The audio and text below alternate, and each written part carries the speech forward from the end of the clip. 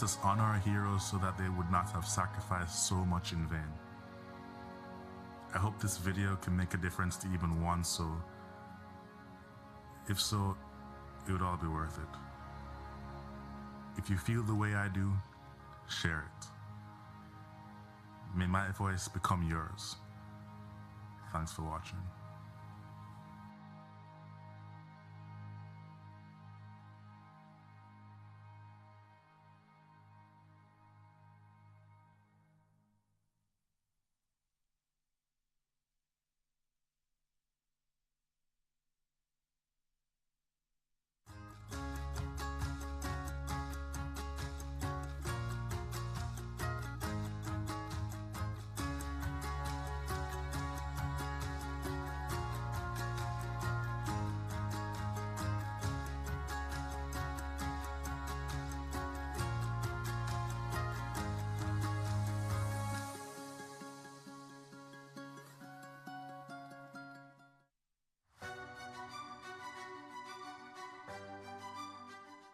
The Andrew Holness administration is embarking on the most comprehensive constitutional reform work to be undertaken in the nation of Jamaica, with a view to craft a new modern constitution of Jamaica.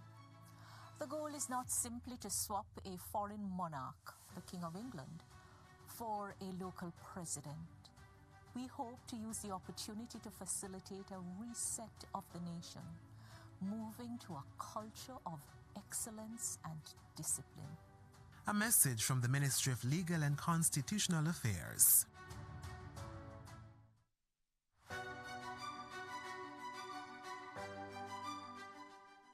What does the government's constitutional reform program include?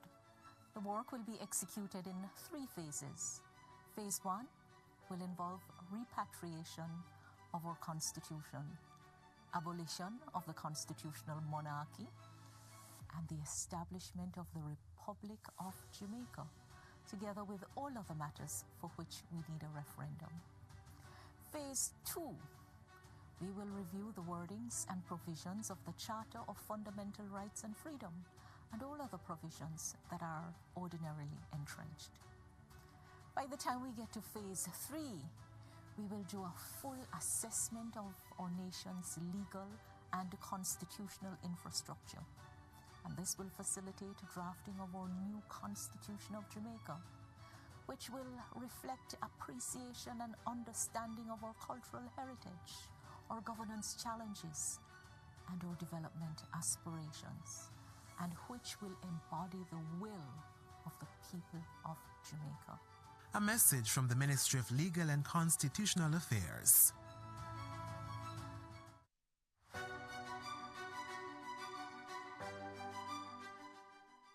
A high-level constitutional reform committee has been established. The role of this committee is to assist in providing expert guidance and oversight to the government and people of Jamaica during the constitutional reform process that will implement recommendations on which consensus exists, while helping to build consensus where it has eroded or is non-existent on related reform matters. This high-level constitutional reform committee will assess how the passage of time has impacted the recommendations of the Joint Select Committee on Constitutional and Electoral Reform contained in the report of 1995, which were submitted to and approved by the Parliament, and they will advise on what fresh perspectives are to be considered in light of developments between then and now. The Constitutional Reform Committee is also to assist in coordinating the required parliamentary cross-aisles and nationwide consultation and collaboration during the various phases of Jamaica's constitutional reform work. The committee will help to educate the electorate on their role in the referendum process to successfully transition Jamaica from a constitutional monarchy to a republic. A message from the Ministry of Legal and Constitutional Affairs.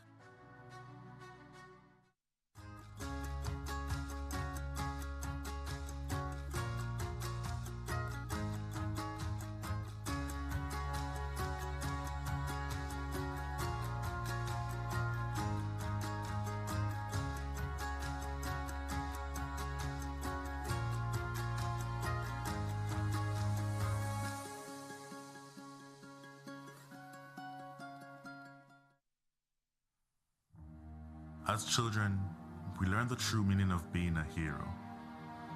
Being a hero requires great sacrifice for others, not just ourselves. We learn about the heroes of Jamaica's past and how much of themselves and their lives they had to give in building a nation we should be proud to call home.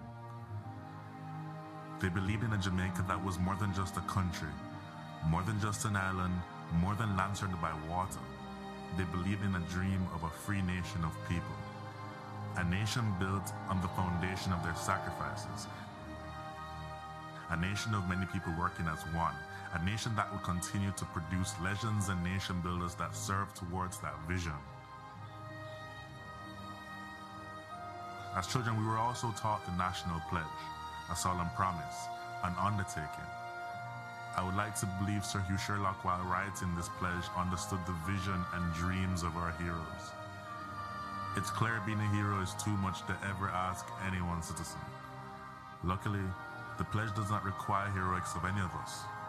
It merely asks that we honor our heroes by striving to advance our nation and ultimately inspire the world, like they and many Jamaicans have done. It's important we remember those words. These words.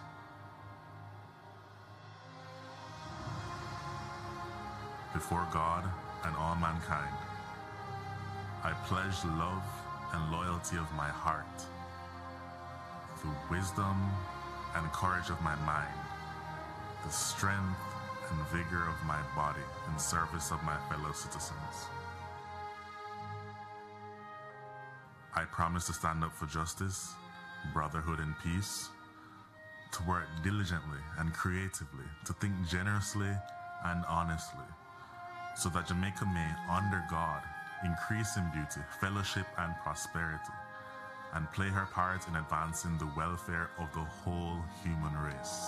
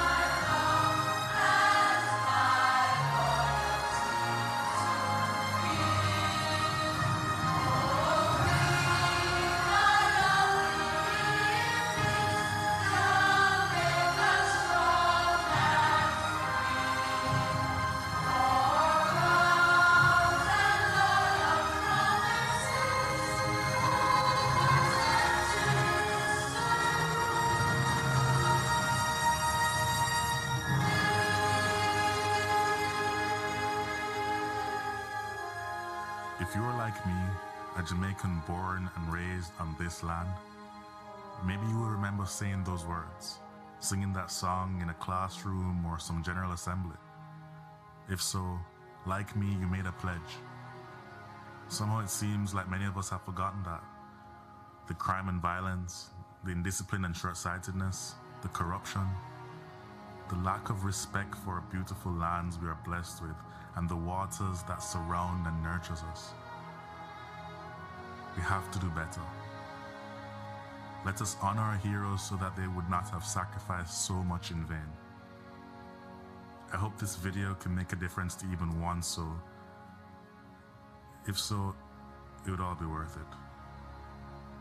If you feel the way I do, share it. May my voice become yours. Thanks for watching.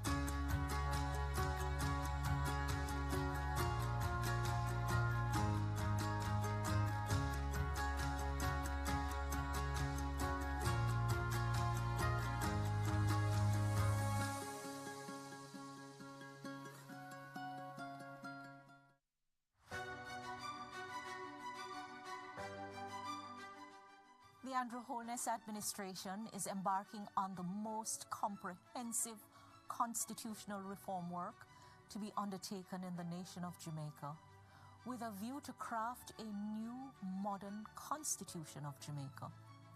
The goal is not simply to swap a foreign monarch, the King of England, for a local president. We hope to use the opportunity to facilitate a reset of the nation, moving to a culture of excellence and discipline. A message from the Ministry of Legal and Constitutional Affairs.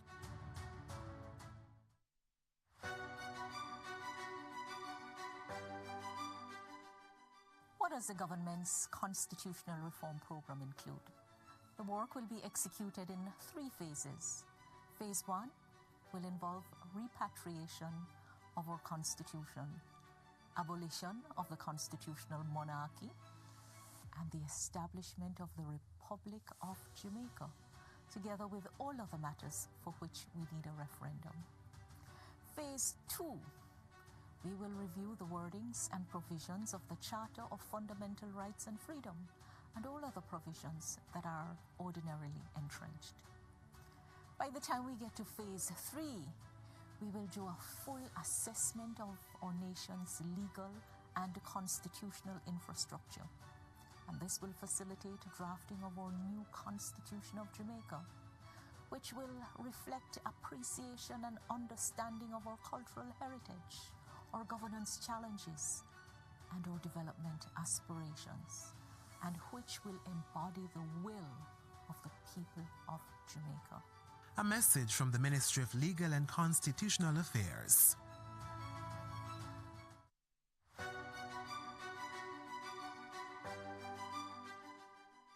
A high-level constitutional reform committee has been established. The role of this committee is to assist in providing expert guidance and oversight to the government and people of Jamaica during the constitutional reform process that will implement recommendations on which consensus exists, while helping to build consensus where it has eroded or is non-existent on related reform matters. This high-level constitutional reform committee will assess how the passage of time has impacted the recommendations of the Joint Select Committee on Constitutional and Electoral Reform contained in the report of 1995, which were submitted to and approved by the Parliament, and they will advise on what fresh perspectives are to be considered in light of developments between then and now. The Constitutional Reform Committee is also to assist in coordinating the required parliamentary cross-aisles and nationwide consultation and collaboration during the various phases of Jamaica's constitutional reform work. The committee will help to educate the electorate on their role in the referendum process to successfully transition Jamaica from a constitutional monarchy to a republic. A message from the Ministry of Legal and Constitutional Affairs.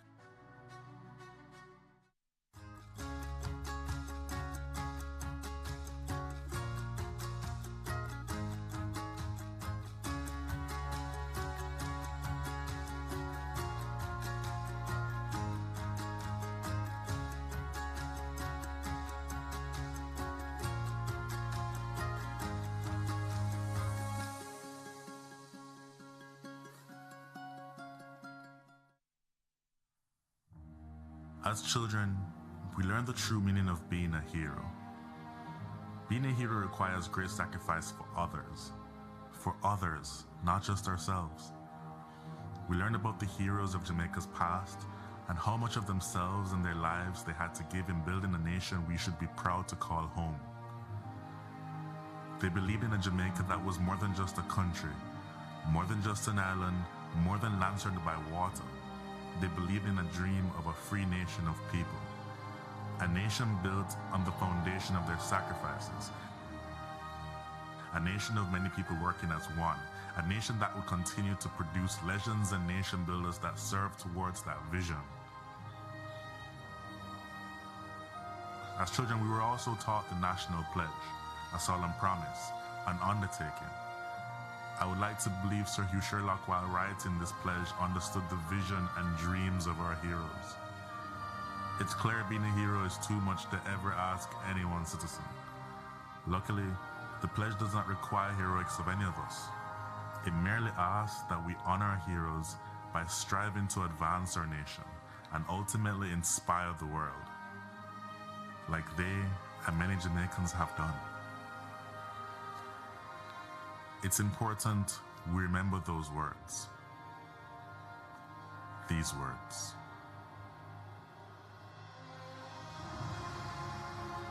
Before God and all mankind, I pledge the love and loyalty of my heart, through wisdom and courage of my mind, the strength and vigor of my body in service of my fellow citizens.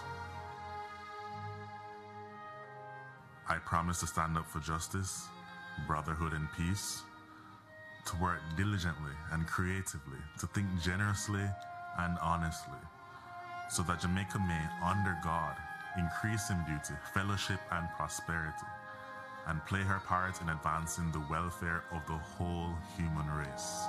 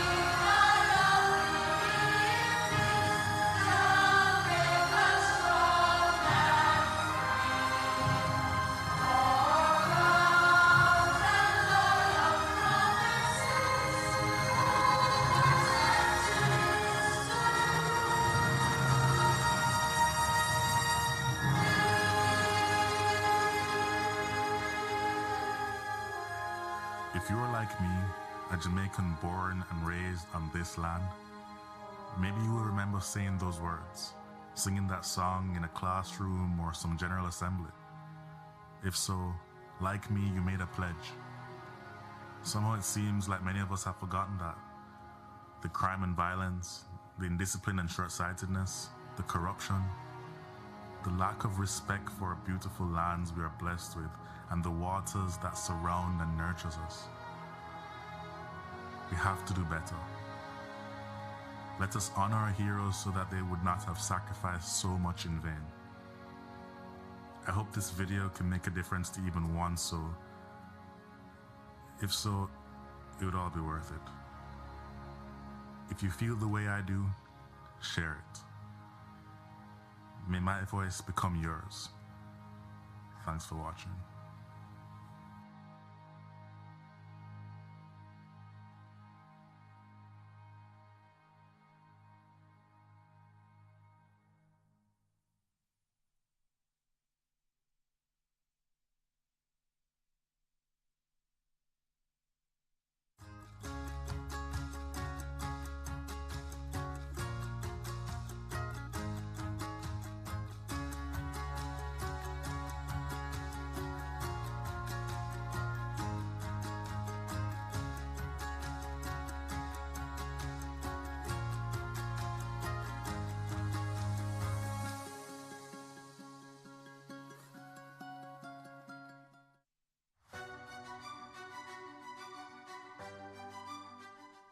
The Andrew Holness administration is embarking on the most comprehensive constitutional reform work to be undertaken in the nation of Jamaica, with a view to craft a new modern constitution of Jamaica.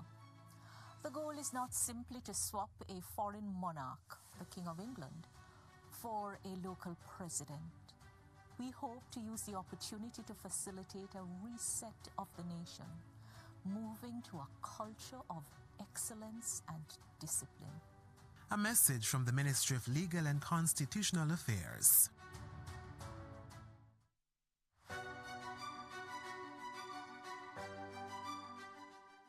What does the government's constitutional reform program include? The work will be executed in 3 phases. Phase 1 will involve repatriation of our constitution, abolition of the constitutional monarchy, and the establishment of the Republic of Jamaica, together with all other matters for which we need a referendum. Phase 2, we will review the wordings and provisions of the Charter of Fundamental Rights and Freedom and all other provisions that are ordinarily entrenched. By the time we get to Phase 3, we will do a full assessment of our nation's legal and constitutional infrastructure. And this will facilitate drafting of our new Constitution of Jamaica, which will reflect appreciation and understanding of our cultural heritage, our governance challenges, and our development aspirations, and which will embody the will of the people of Jamaica. A message from the Ministry of Legal and Constitutional Affairs.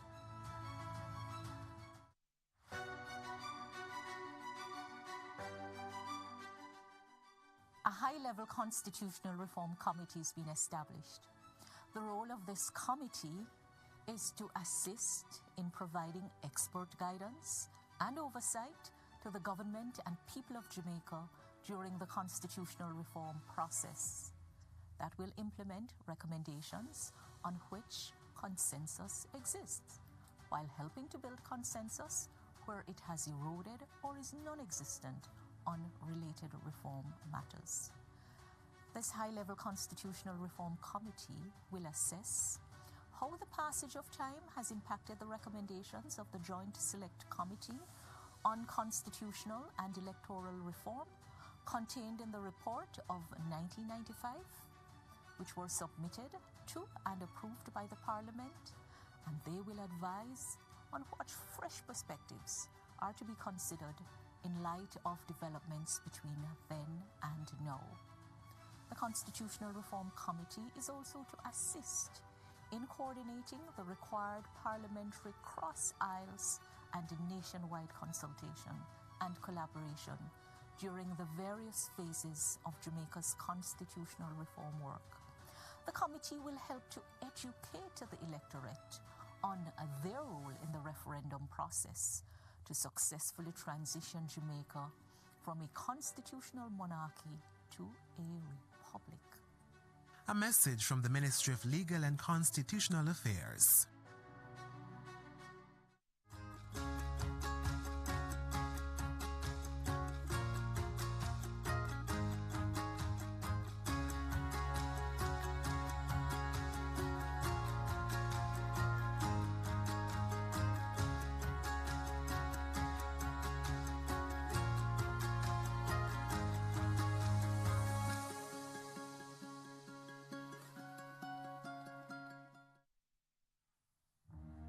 As children, we learn the true meaning of being a hero. Being a hero requires great sacrifice for others, not just ourselves. We learn about the heroes of Jamaica's past and how much of themselves and their lives they had to give in building a nation we should be proud to call home. They believed in a Jamaica that was more than just a country, more than just an island, more than land surrounded by water. They believed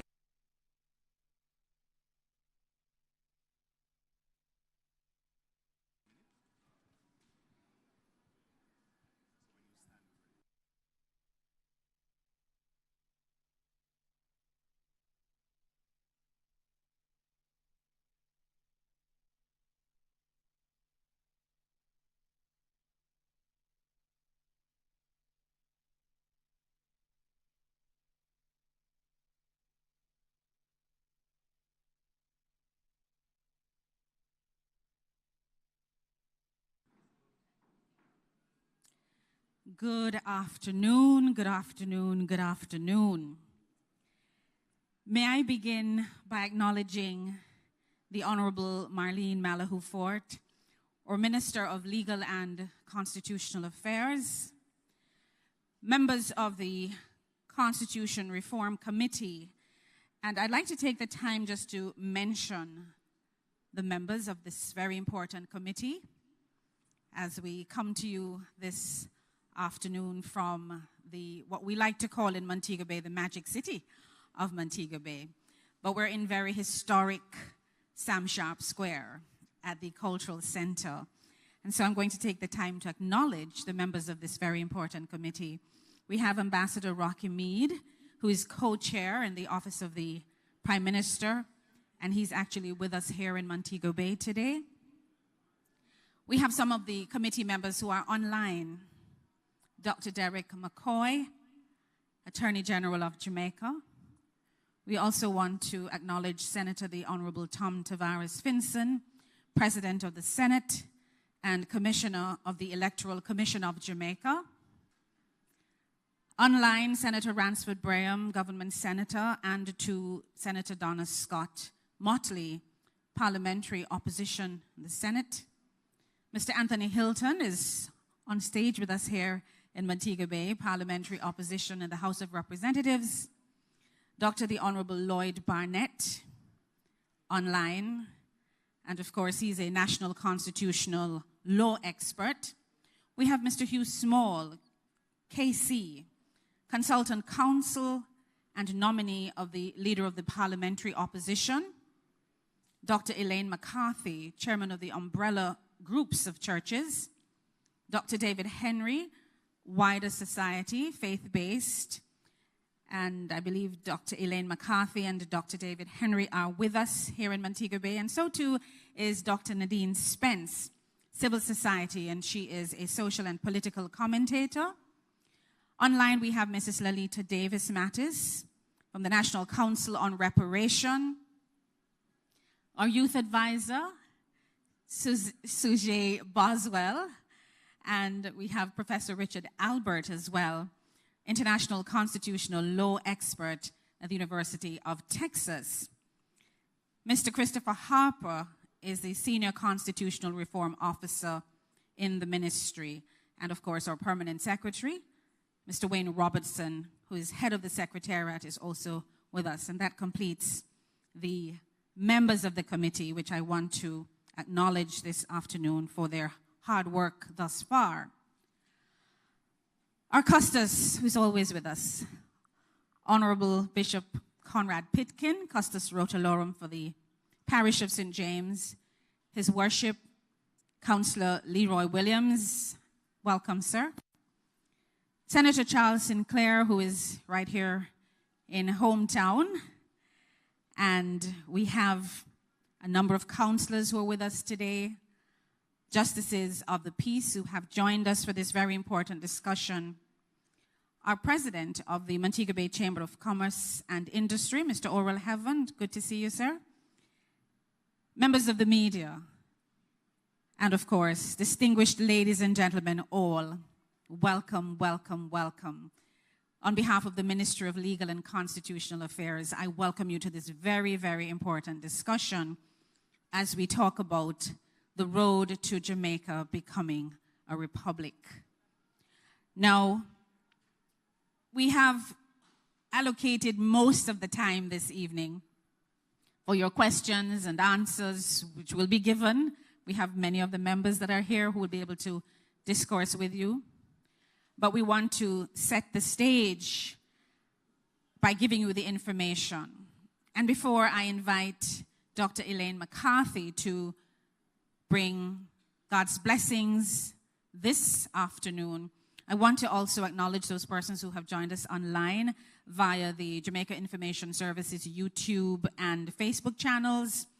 We also have persons joining us on the ministry's Facebook and YouTube channels.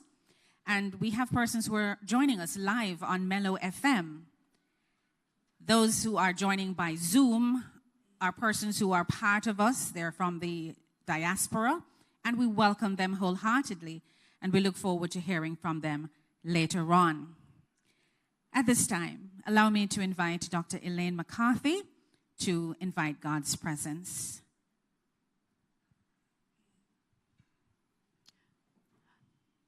Let's just stand for prayer.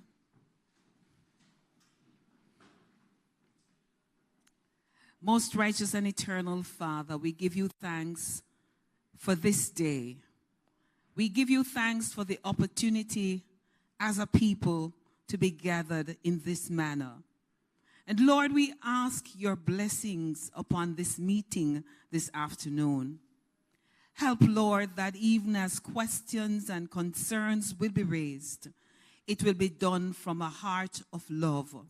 It will be done from a space of oneness for the love of a nation that you have given to us. Father, we ask for your direction and your guidance as we discourse, as we seek, Lord, to lay matters on the table and to come to some consensus as the way to go. Bless those who will be participating, those who have taken time out to be here. We ask that you bless them. Above everything else, we ask that you bless Jamaica, a beautiful island that you have given to us. And so, Lord, we ask your direction in this meeting. In Jesus' name, amen. Amen. Thank you so much, Dr. McCarthy, Chairman of the Umbrella Groups of Churches. At this time, I'd like to invite our custos, the Honorable Bishop Conrad Pitkin, to make his remarks. Custos, over to you.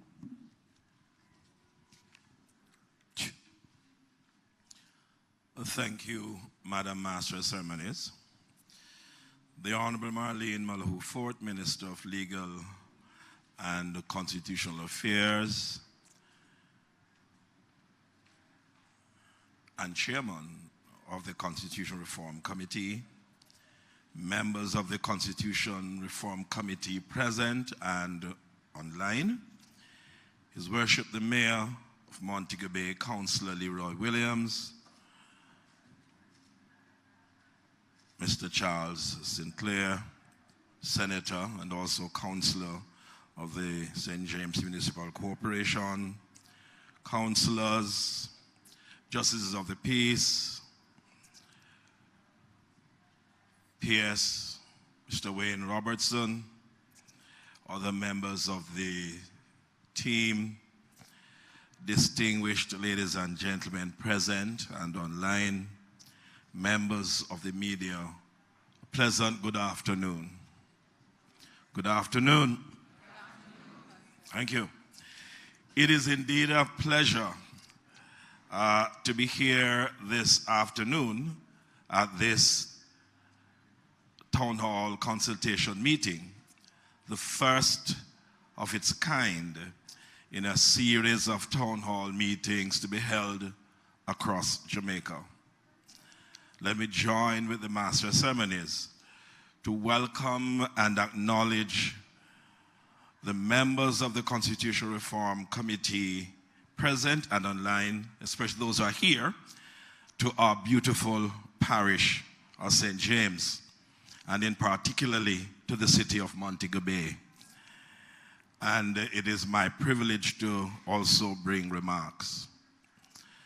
To our distinguished guests, whether you are traveling a significant distance to be here this afternoon, or you're from this parish, or you've joined us virtually, it is my honor and privilege as custos of this parish to welcome you on behalf of the citizens of St. James to this very important town hall meeting.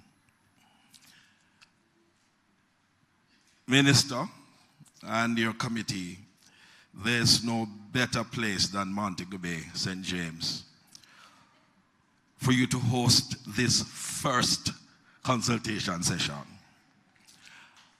Yes, let me hear it. And despite our challenges, the city of Montego Bay is still a destination of choice. Therefore, it is really wonderful, Minister, to have you and your committee visiting and sharing with us, although this may be a short one. And I wish to commend the Minister and also the chairman of the committee for this initiative of bringing the committee to the people to get their views and input, not only to advance the work of the committee, but to ensure that all Jamaicans become a part of this constitutional reform. This is our constitution, ladies and gentlemen. It is therefore imperative that as a people, all of us become involved in dialogue so as to ensure that this process reflects the mind of all our citizens.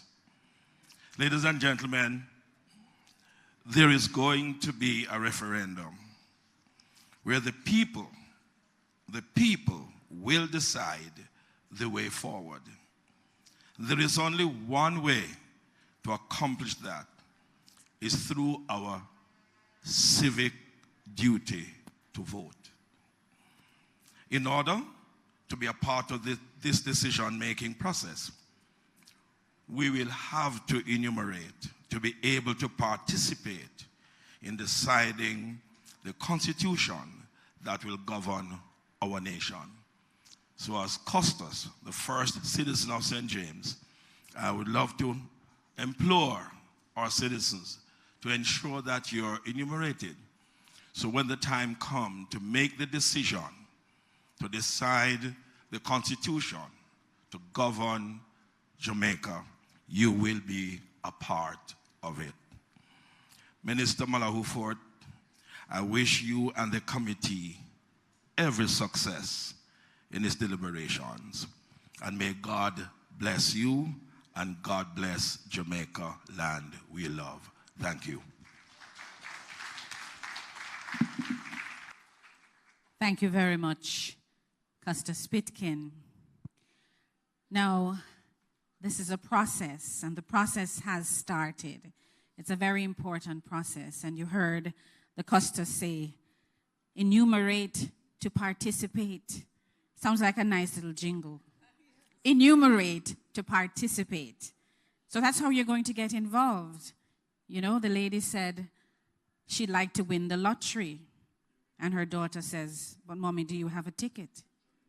So if you don't have a ticket, you don't have a chance. So you need to enumerate to participate. And today forms the discussion for phase 1 of the constitutional process that Jamaica is about to embark on. Who better to give us the details and to share with us a little bit more on this process but our Honorable Minister. And I'd like for you to put your hands together and make her welcome as she makes her remarks.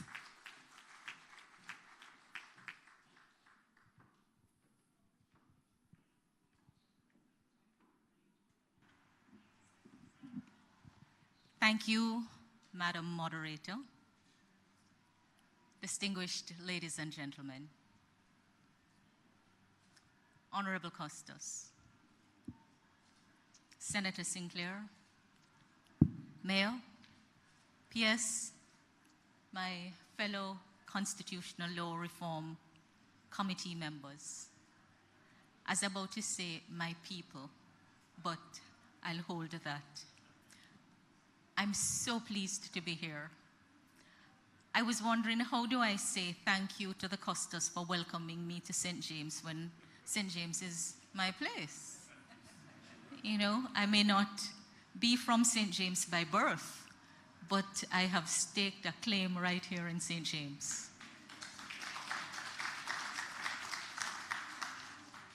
And I wanted to remind the Custos that this is not the first consultation. It's the first consultation in this form of a town hall meeting.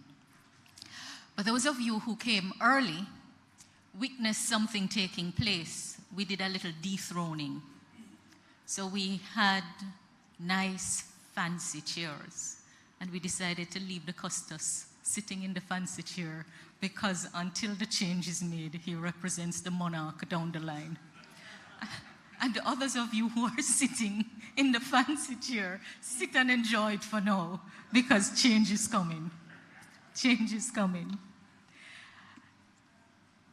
A teacher that I respect taught me that there is a difference between doubt and disbelief or unbelief. And he said, the best way to explain it is to look at it like this. Doubt asks the sincere questions. Unbelief won't hear the answers. So I want to find out who are the doubters and who are the unbelievers, because we're going into question and answer. A lot of questions are being asked about this process. A lot of things have been said about the committee, described by some as elitist, described by some as elitist. But we are ordinary Jamaicans entrusted with important roles. All of us are important in this process. So you have heard that we are on the road to constitutional reform. And more particularly, we're on the road to the Republic of Jamaica. But people in St. James call Montego Bay the Republic. And so, Montego Bay is first at everything. Little wonder this is the first place for this consultation.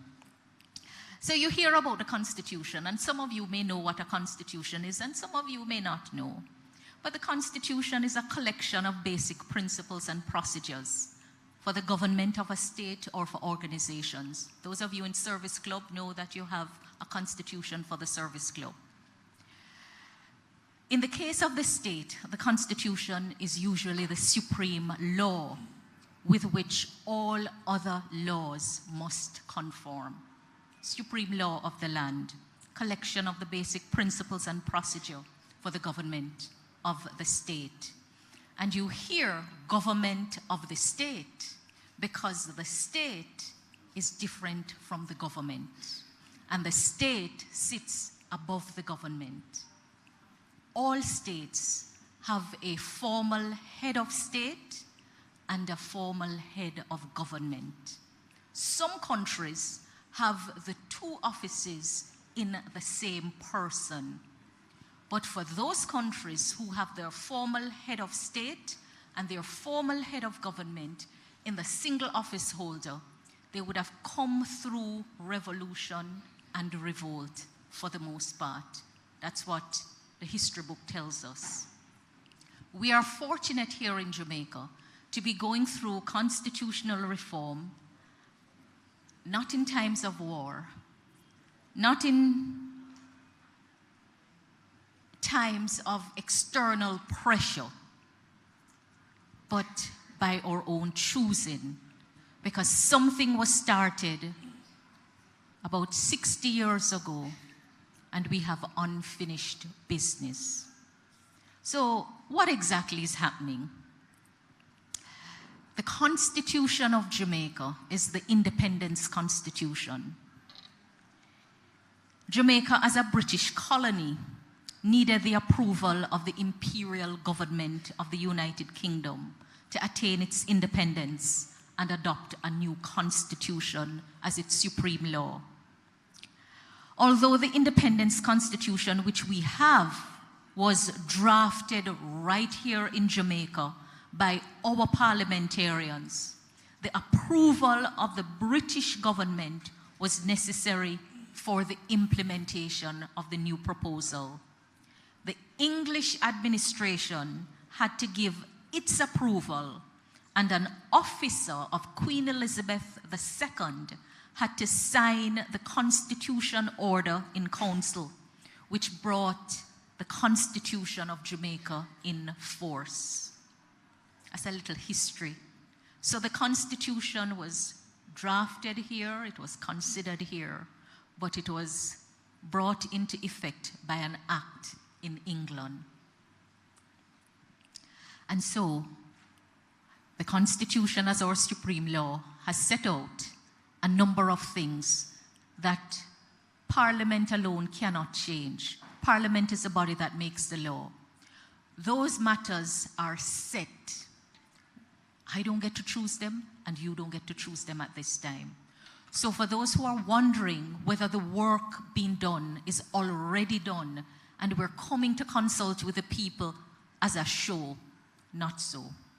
Not so. We don't choose which matters the people have to vote on to change. As a matter of fact, the only time the people get to vote to pass a law is when a referendum is required. And you hear the referendum and you probably wonder, what exactly is a referendum? It's simply a process by which you put a specific question to people who are registered to vote as to whether they agree or not with a proposal. And in this case, it's going to be a proposed law. Simple, simple. So when you hear referendum, it's a simple thing. Simple in the sense of what it means, but it's a complex process. So I want to tell you that the issues on which the people have to vote to approve are set. And the work we are doing is building on the work done by others. It's far down the wicket. We have set an ambitious timeline, and people are saying, if you give a timeline that you want to bring a bill to the Parliament, and we are here now, what can be done meaningfully?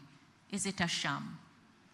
We are in the age of technology. Just imagine how many people are present but not physically here. How many people we will be hearing from.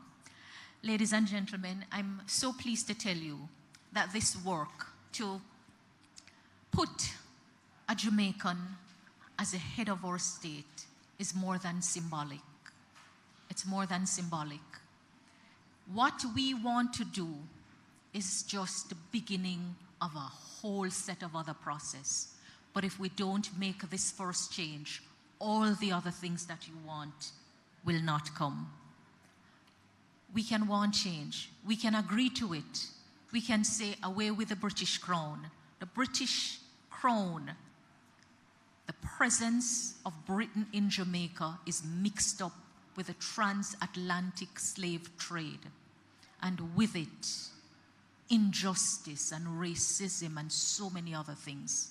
And as a new king is about to be crowned, the coronation is about to take place, an important constitutional event in England, we in Jamaica are also moving with an important constitutional event to sever King Charles III as our head of state and to establish the formal office of president for a new form of government in a republic.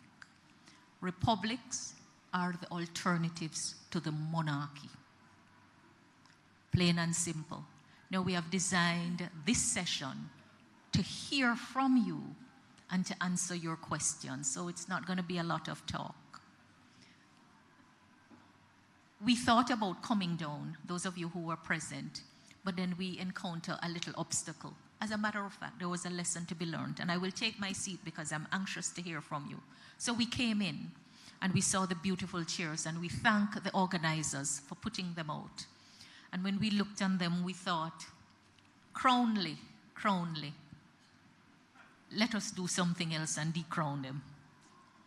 So we did a little decrowning, and we brought them down. We say, let's come down on the level of the people, because the talk is that the committee, you know, is a little elitist group making decisions behind closed doors to foist on the people. So we say, let's come down here, you know, trying to respond to that suggestion. But we come down here and somebody around the back say, but we can't see you, and we want to see all of you. Then the next thing they say, but people are joining remotely. And if they come down here, the screen setup won't capture them. And I say, you see the level of confusion? If somebody don't take the lead and take a decision and be able to say why we take the decision, confusion will reign. It's plain and simple. So the committee is not here to dictate. Somebody had to organize the work. Having meetings privately doesn't equate to having meetings secretively. There's nothing secret about what we're doing. In fact, this kind of constitutional reform cannot be secret, because at the end of the day, the people have to approve it and the people have to vote for it. So we've come to St. James, and we chose Sam Sharp Square because history beckons right here in Sam Sharp Square. And as Sam Sharp said, I would rather die on yonder gallows than live in slavery. I hope that we understand that time come for us to move on. Ask your question, and when you ask the question, we will answer, acknowledging, and then we are going to action. No cook up. We come to hear from you, but we have to tell you how the thing go. All right? So I'm looking forward to the questions. I have not yet told you the list of things that require referendum, and that's in the interest of time. Last thing I will say, that the change that we're seeking to make, if the Parliament does not approve it first, there will be nothing to go to the people, because the change can only come with the passing of a law and the amendment of the Constitution. Ultimately, we want to write a new Constitution, but we're doing it step by step, stage by stage. And we've put the work in 3 stages. Stage 1 will focus on abolishing the constitutional monarchy as the form of government, establishing the Republic of Jamaica. Number of things flow from that. I look forward to your questions. Thank you.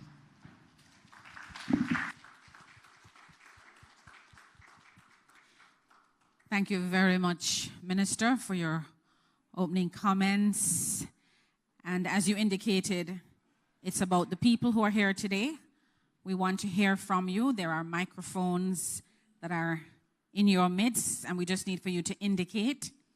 If you have a question, a comment, we're happy to take them. And of course, members of the committee are here. They are ready and willing to share with you as well, to provide some answers. So all you need to do is to indicate by a show of hands. And when you come to ask your question, you may just say your name, and if you represent a particular group, organization, community group, doesn't matter. We want you to be involved. So there's a hand here, and there are 2 hands in the middle. So we're going to start with my friend on the second row. There's a microphone. And we're going to encourage persons who are online to put their questions in the chat. We have several guests from the diaspora. Go ahead, sir. Yes. Greetings and blessings to the honorable guest, and give thanks for the opening from the prior. That's very touching. The open remarks from our Costas and our honorable lady there. Give thanks. Now, 2 things. I don't want it to be too lengthy. What is it that wrong with independent that we see that we would be going to republic? Will be republic more proper for us as a people, and how will we view the indigenous people of Jamaica, such as the Rastafari Nation and the Rastafari community, and how will we continue to address the issues which we all know what the Rastafari community has been through from the crown, through the various areas of rejection of us identifying a sovereignty, which is Ethiopia crown. So how will we go forward in continuation with the input of the general public? Mr. Hilton would like to take that one. Yes, it's live. Go ahead. Thank you for the question. I think it asks the question, what really is a republic? And a republic is really an opportunity for, a republic is a state. A republic is a state where the people are supreme, they elect their representatives, and they are able to shape and frame the Constitution for that representative democracy. And it is different from a monarchy or a hereditary, meaning by you claim a right to govern by descendants. And it is what we have now, a hereditary monarchy that we seek to change to a democracy where the people themselves are supreme and they make and govern themselves through their constitution. So that's one form of it. On the question of the Rastafari as a group, as a people, it is one of the questions that have come up, and it is for discussion about how we treat generally with indigenous persons. I don't know which of the group or which of the grouping that the Rastafari community would fall in, but it's a discussion to be had about indigenous people and who are those indigenous people. I will say to you, one of the things that you have said just now that would seems to me to be in some conflict with the Republic of Jamaica is the whole question of your loyalty to Ethiopia. So if you have divided loyalty, I think that is something that is going to be discussed and have to be properly understood as to how then you fit within the constitutional framework in Jamaica. But it's a point for discussion. Thank you very much. Remember to just say your name as you ask your question. Good evening, everyone. Good evening. My name is Clarence Holness, representative of the West Green CDC. There's a document, a charter in the Jamaican Constitution, the Fundamental Right and Freedom, which I absolutely love. So my question this evening is, can it be that we have that charter in this form in the new Constitution? And I have I would like that to be answered first.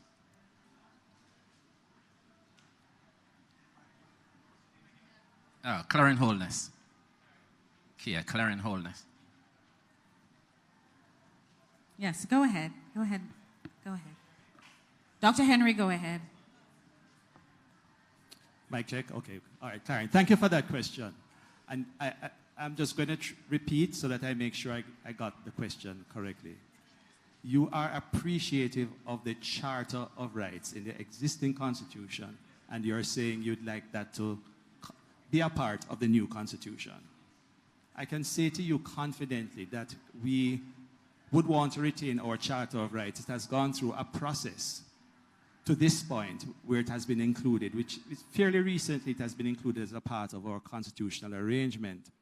However, in the overall process of review and reform, we want to look back at the Charter and see as well, are there other rights that we may want to include?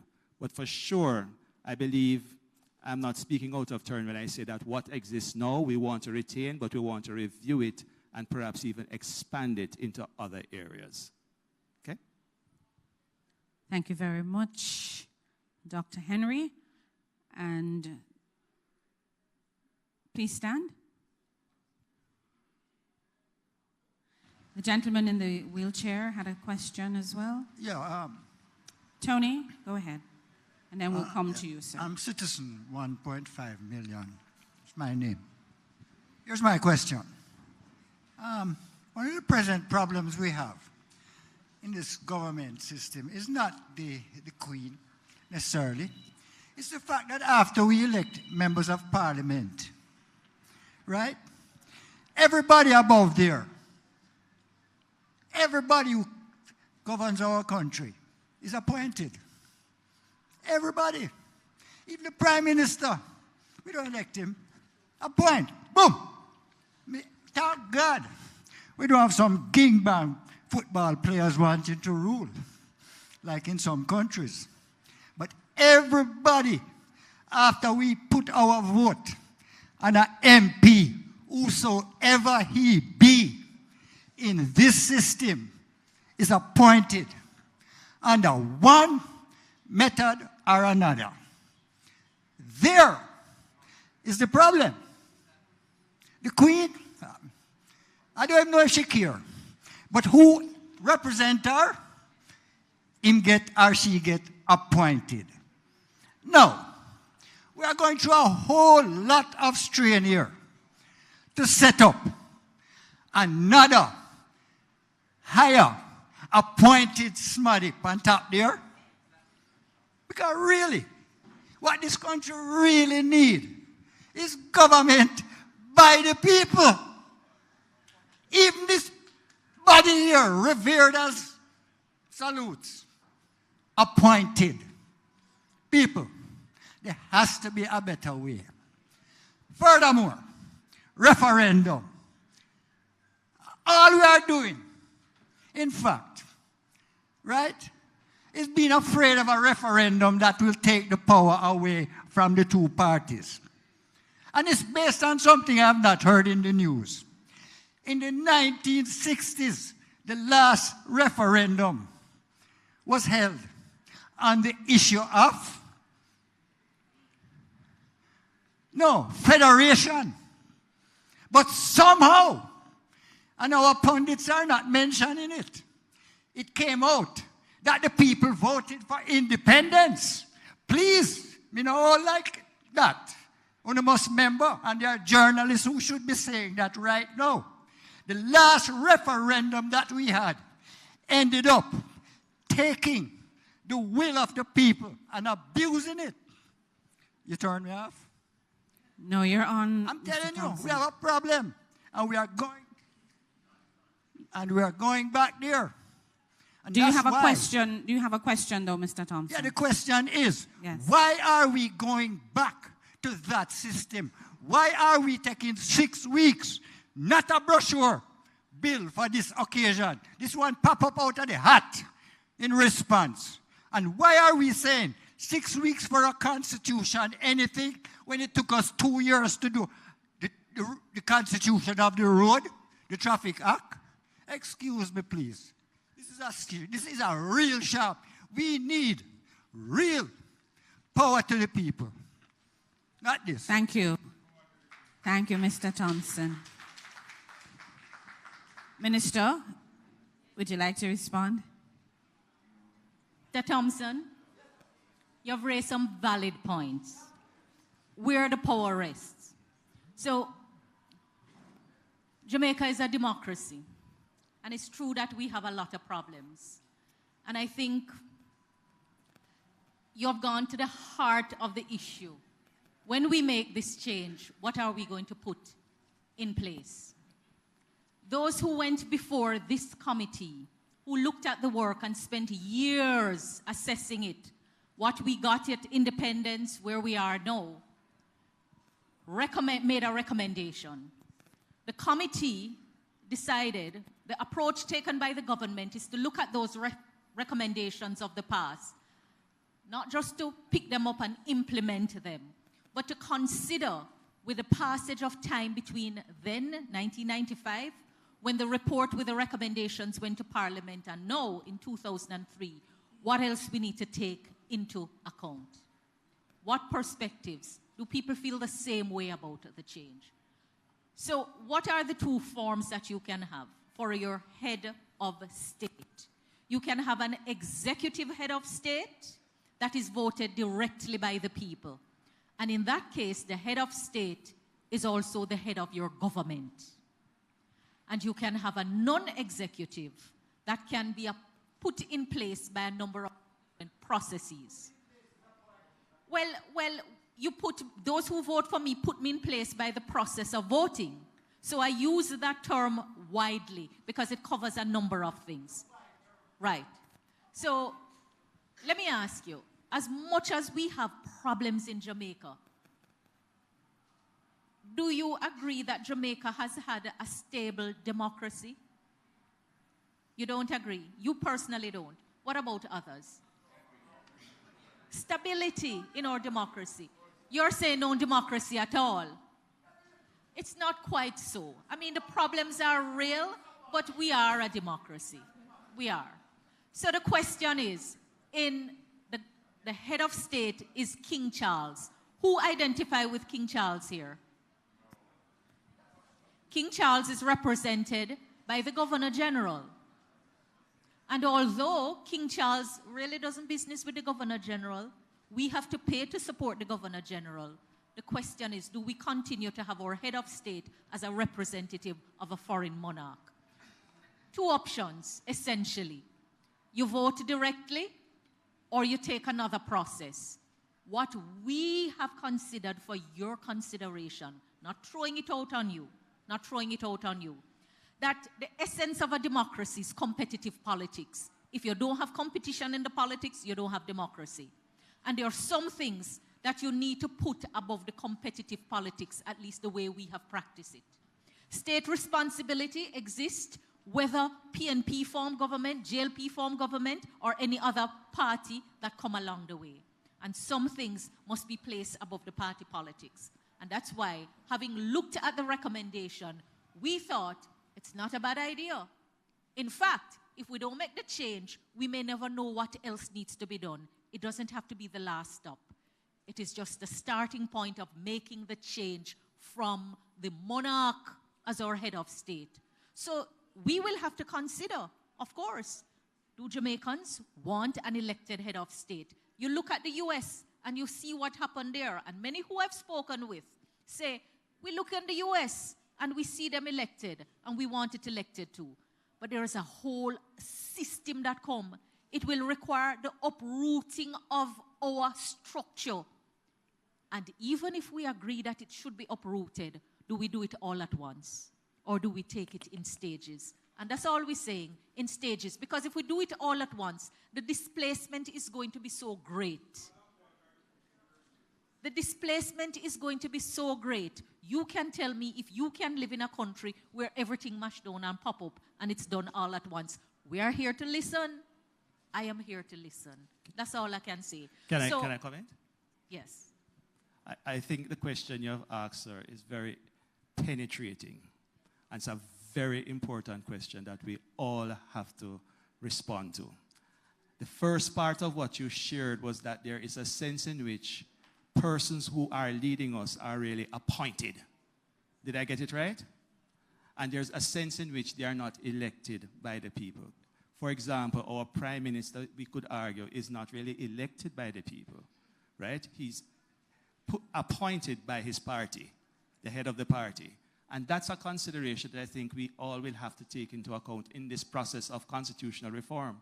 Should we elect directly our prime minister, for instance? Should we elect directly our senators who presently are appointed? Those are relevant questions for our consideration because republic, and the word public, it is speaking about governance by the people, the supremacy of the people, and we need to really explore very carefully how best can we do that? And if what we have now, it's a democracy, but can our democracy be improved? So I'm just taking on board what you're saying, sir, because I think it's a very, very important comment that you have made. Thank you very much. Nadine?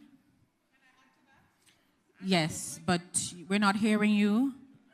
We're not hearing you. Okay. Dr. If I could Spence. add to that, I think one of the things I like to think about as a Jamaican is that the process of making a nation isn't one that happens at one time. That one of the things we do is that incrementally or revolutionary, over time, we are always improving the quality of our democracy. As we go ahead and as we learn more, we decide how we make this improvement happen. And I think the only thing that could be a danger to that process is if citizens become too cynical to be a part of it, or if they check out. So this is the classic case of a democracy where citizens are sitting down and are mulling over and are talking about the kind of state that they want, the kind of government that they want. This is a classic case of how a democracy works. So we have to recognize that even though we haven't, and no society has evolved a perfect democracy, every society is a work, every democracy is a work in progress. Each generation adds to the quality of the democracy. And the generation after that is expected to improve it. You said 1962, a decision was made. So in 2023, and even before 2023, different generations of Jamaicans have added to that discourse of what is this Jamaican state. And we are allowed to quarrel over it. We don't want to physically fight over it. But it is worth our passion and our time. So let us discuss it. That is it. We are not going to throw our hands up in frustration. And we won't all agree because it's a democracy. A democracy means that we don't all have to agree. But we are going to work with the consensus. We are going to work with the majority view. Right? But the idea is that we are all working it out.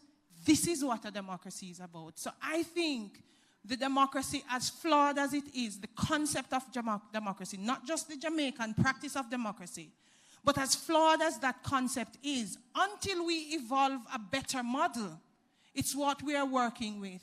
And the fact that we are doing this, for me, is clear indication that our democracy is healthy and thriving. Thank you, Dr. Spence. We're going to move to the gentleman in the wheelchair, and then we're going to take a question online right after that. Go ahead, sir. Good afternoon, everyone. All protocol observed. My name is Andrew East, and I'm president of the Cornwall Combined Disability Association Benevolent Society. We're not hearing you very well. I'm going to ask you to... Hello. Oh. All right. My name is Andrew East, and I represent the Cornwall Combined Disability Association as president currently. My question, I can understand the gentleman's term, and he actually forced answer to part of my question, which is good. And we can understand the disenchantment that we can feel as citizens, seeing a lot of stuff start and stop along the way. So one of my other questions was, why are we just getting here after 60 odd years? Why? Why are we just here? We should have passed here a long time ago. And when we have appointed a president, what is it that governs his action and choices?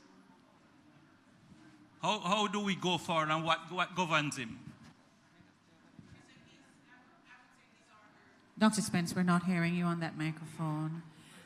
I would say, yeah, the president is his or her. So you say his, I just adding to that.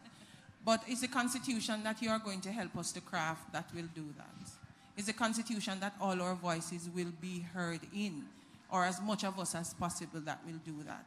It is because we have this robust democracy that we can sit with you and ask, what do you think? And how do you think we should elect our president? And what are the mechanisms we put in place to ensure that the president delivers on what we want? So, I mean, that's my take on it. I don't know if anybody else on the committee has.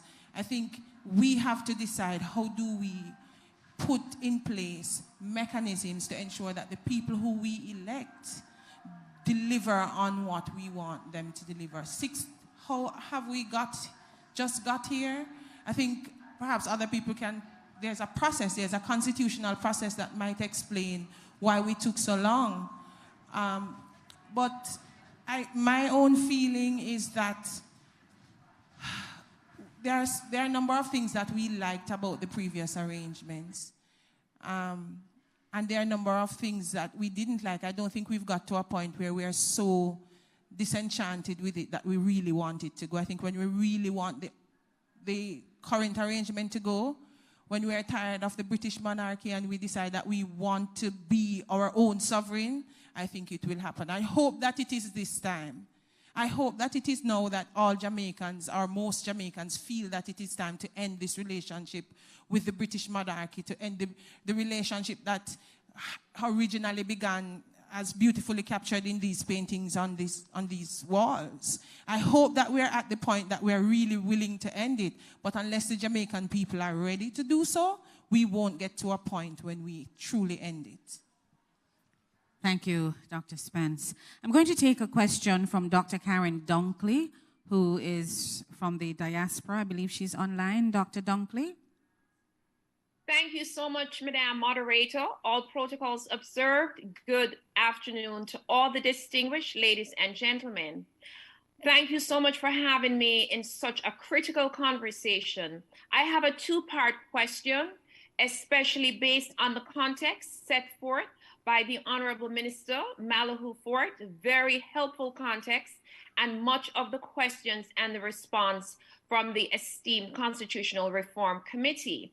My question is, specifically, we are engaged in consultation panels as opposed to plenary. And I understand that we can use either model based on the stage of consultation that we are at.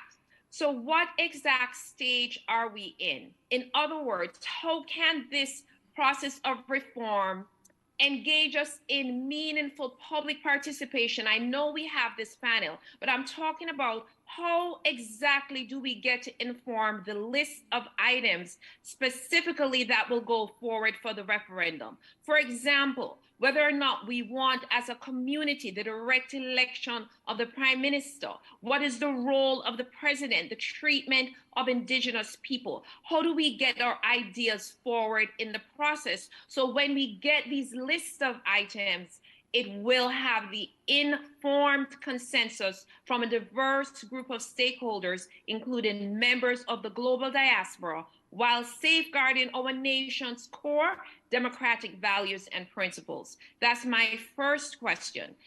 The second part of that is, what is the plan to replicate the process of consultations taking place in Jamaica right now in the global diaspora? Because we recognize that even the little picnic in our primary school have to be engaged in this process. Thank you.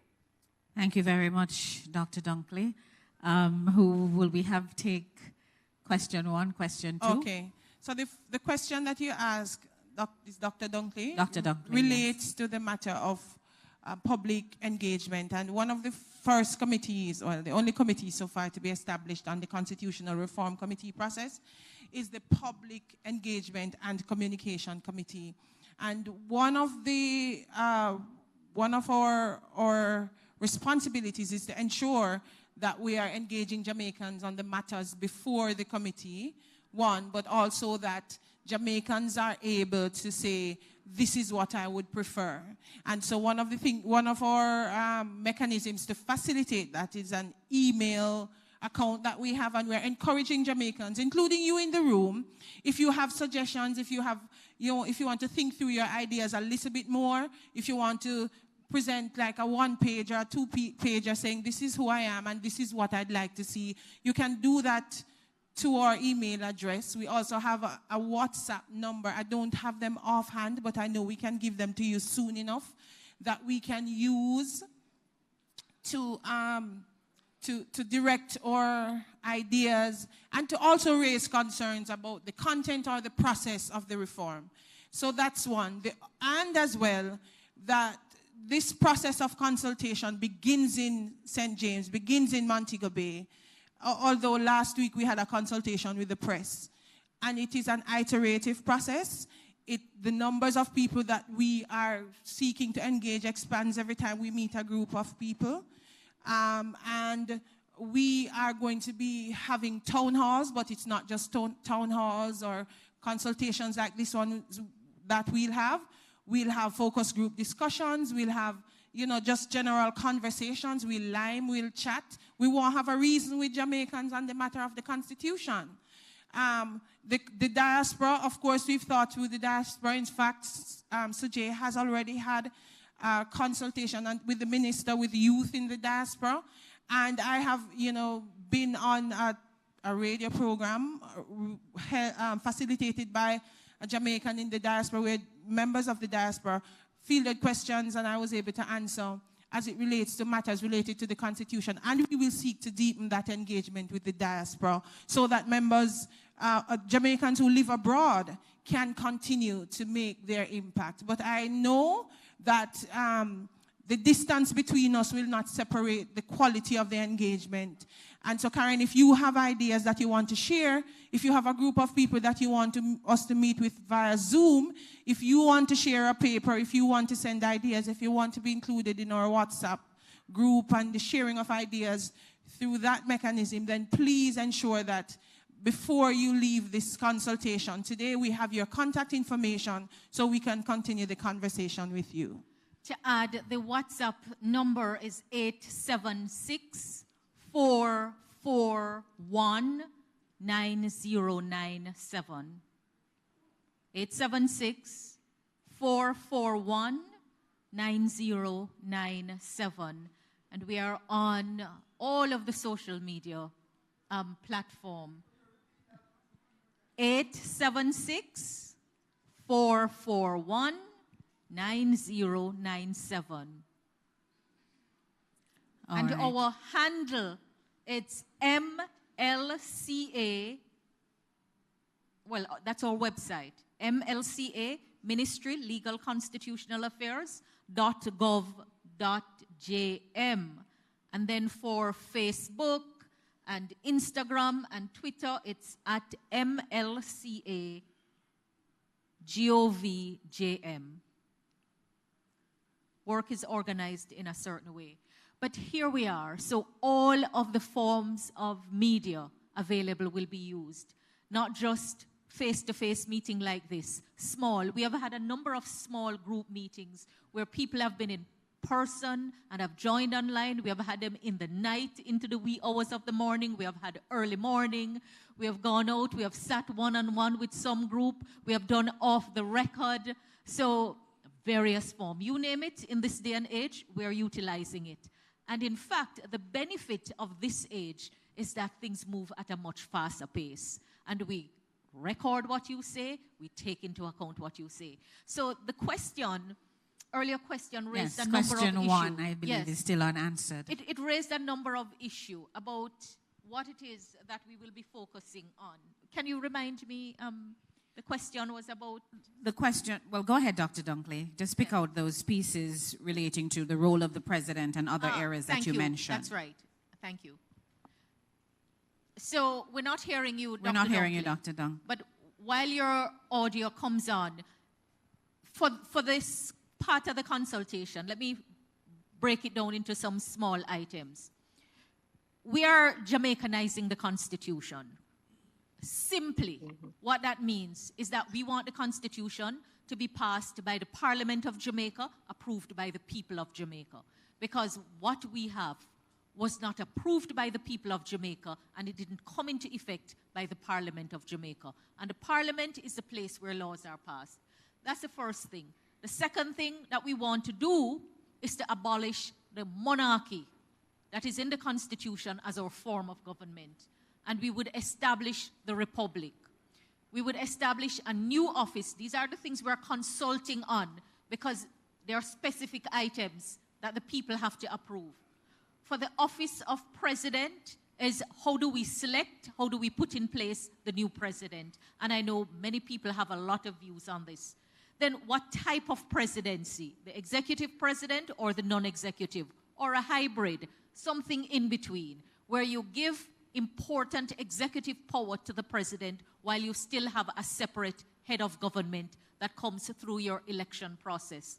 The other thing is a term of the presidency. How long should the president be in office for? Should it be a renewable term? Should it span the life of the parliament, one life of the parliament into the next? And most importantly, what powers do we give the president? Because a republic essentially is about how we distribute power in the system. So these are the issues that are primarily in phase one. Remember, I say we don't determine what it is that go to the people for their approval in a referendum. That is already set in the Constitution. I can't undo it now. So what we have to do is to merely tell you what it is, and then we discuss those topics. And since we're doing the work in phases, we're taking those matters that if we don't change them, all of the other change. So Mr. Thompson, you want the whole system to vote everybody in? If we don't make this change, we'll never get to there. So we may, at this time, not have consensus on what that should look like. But in order to even get to there for consideration, we have to make these first changes. I believe Mr. Hilton wants to add something to that question or to that answer. Yes, you may use my microphone. Can you hear me? Yeah, firstly, let me say that in direct response to the question raised by the member from the global diaspora, is that members of the committee believe, some members of the committee believe that a subcommittee of the committee along the lines of the communication subcommittee should be established to address, to interact with the diaspora, because there are substantial questions and issues concerning a very important part of our people, as a part of Jamaica, and how we can get them to engage even more than they do now, which is primarily around economic and other kinds of contribution.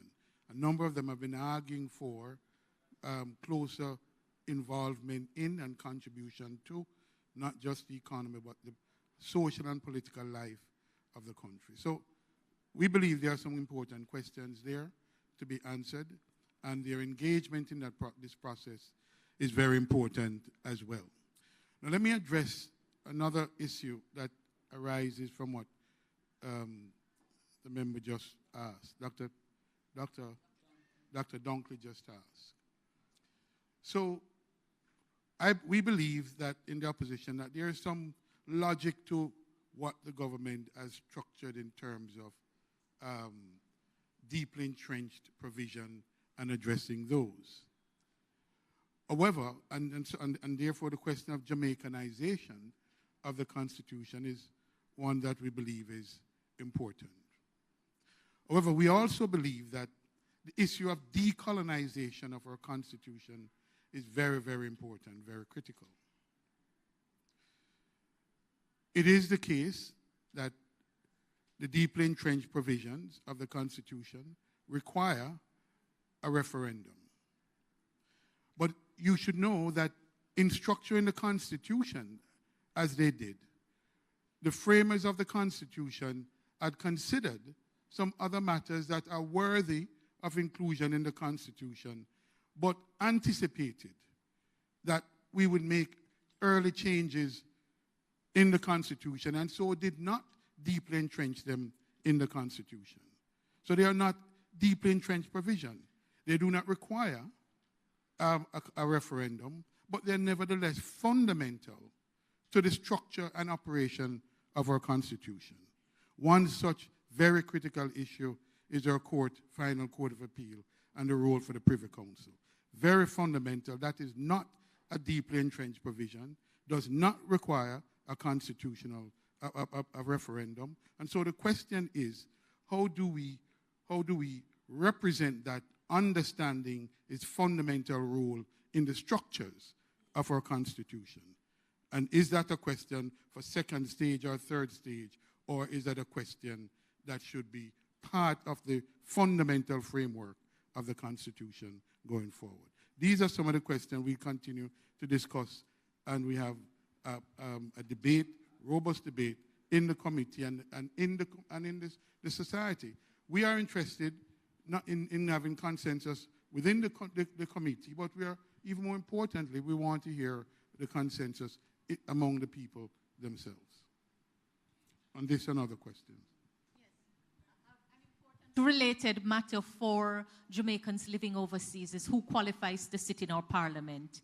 And that is an issue also. To make a change would require a referendum. And we've been having a robust debate. Who are Jamaicans? And I just share with you some of what we discussed internally, hearing, the talk of the people. So we're a small nation. Internationally, I tell people, by virtue of Jamaica's size and the population size, describe us as a rare breed. There aren't many of us. So we have some on the island and others off the island. So we see Jamaica as a global community with its citizens living here in Jamaica and overseas. The constitution we got from Britain, the citizenship qualification for parliament is Commonwealth citizen. All right?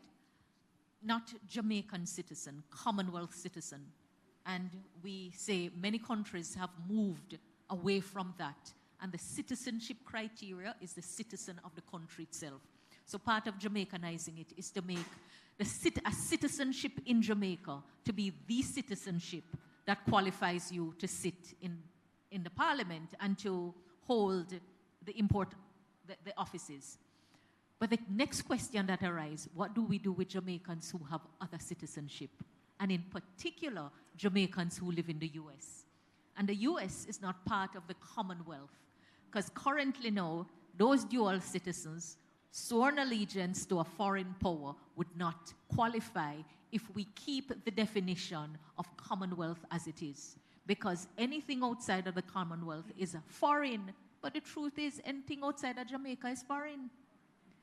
But to even make that change requires the people to approve it.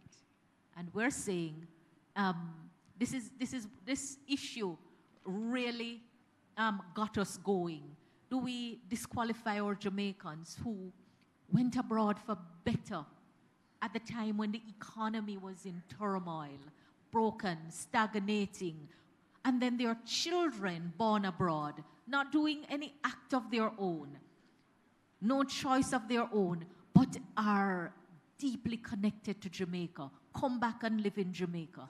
So there are a lot of things. So let me tell you what the Constitution says about which matters require a referendum to change in its structure. First of all, the entire process to change the Constitution, if we're going to change how the Constitution is changed, the people have to approve that change. We have a complex process, but there are different types of provision in the Constitution with different methods to change them.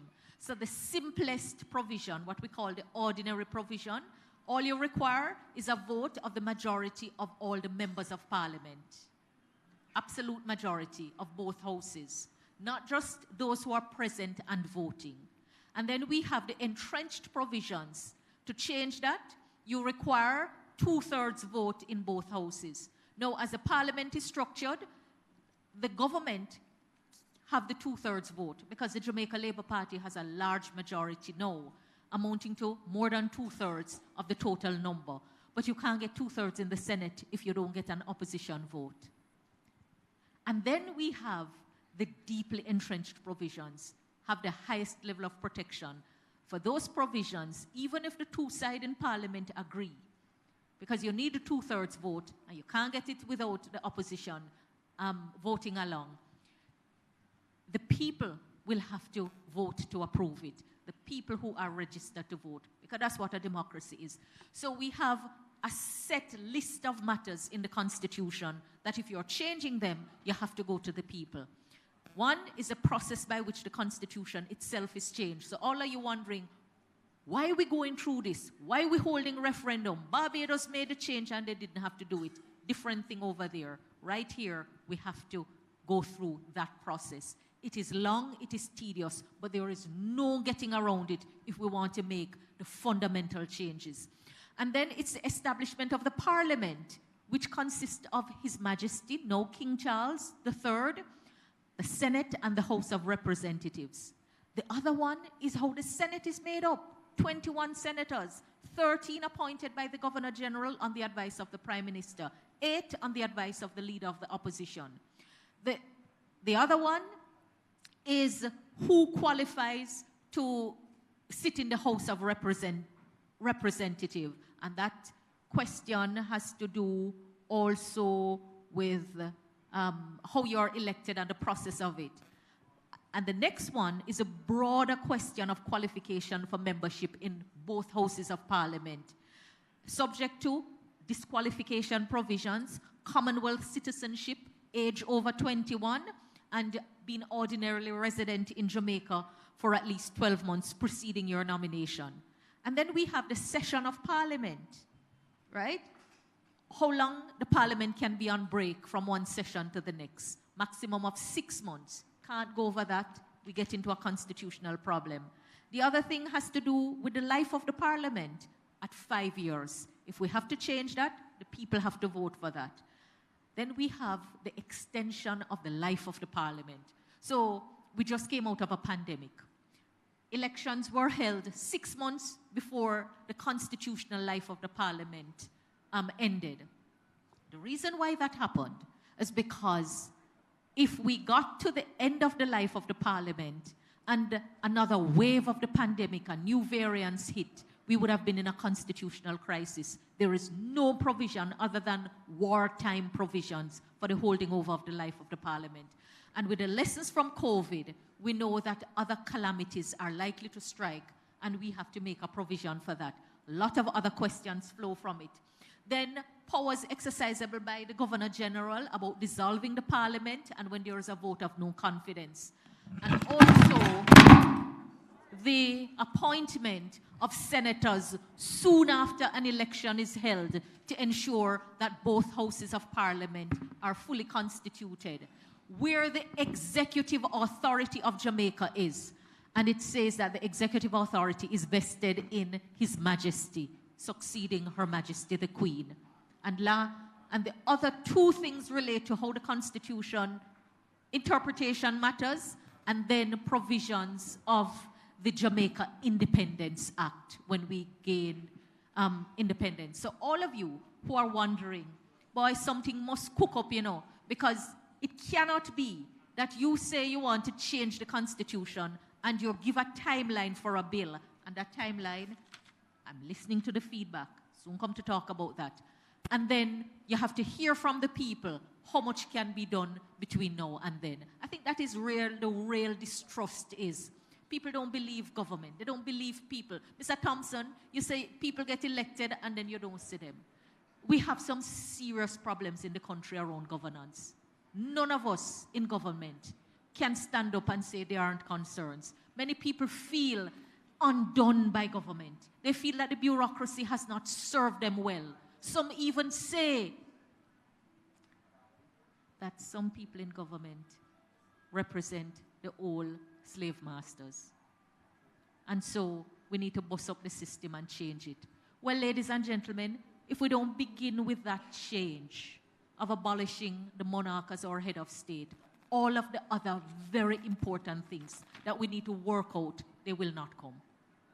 Bottom line. So when you hear that a bill has been drafted, the bill to go to Parliament has not yet been drafted, but we do have bills. And by bill, we mean the document that becomes law, that goes through the Parliament for passing. It is because so many other people before us did a lot of work. They spent so much time consulting with the people, and we still didn't get it done. The nearest thing that was done was in 2011 with the new charter. Revolutionary. But that's just a big as it was, in the scheme of things, it's a small part of the work. So right now, you ask the question, what's happening now? Well, the truth is, Queen Elizabeth, whom we inherited when Jamaica became an independent country, has transitioned. And King Charles, her son, has replaced him. Jamaican had not a say in that. Some people felt an affection towards Queen Elizabeth. Others say they have no attachment to King Charles. So something is happening over there. But it's also because this is work that was started a long time ago, and there is never a right time to do it. Because some say you got to do it when you're just coming in power, because everybody is going to be occupied. Some say government afraid of referendum because of the experience with federation. Ladies and gentlemen, if we don't start in earnest to get it done, and if we don't take the step to get it done, people will come after us, and we would have the same fate as those who went before us. So don't worry about the timeline that is indicated, because we will have to make an assessment of what you say on the issues that we will have to put to the people for their approval. And we come to listen because your views matter and your voice matter. Thank you very much, Minister. I believe Mr. Boswell, who is our youth advisor, wanted to make a comment. I'm going to allow you to go ahead at this time. Good evening, everyone. Now, if you look around the room, you'll see a fundamental issue.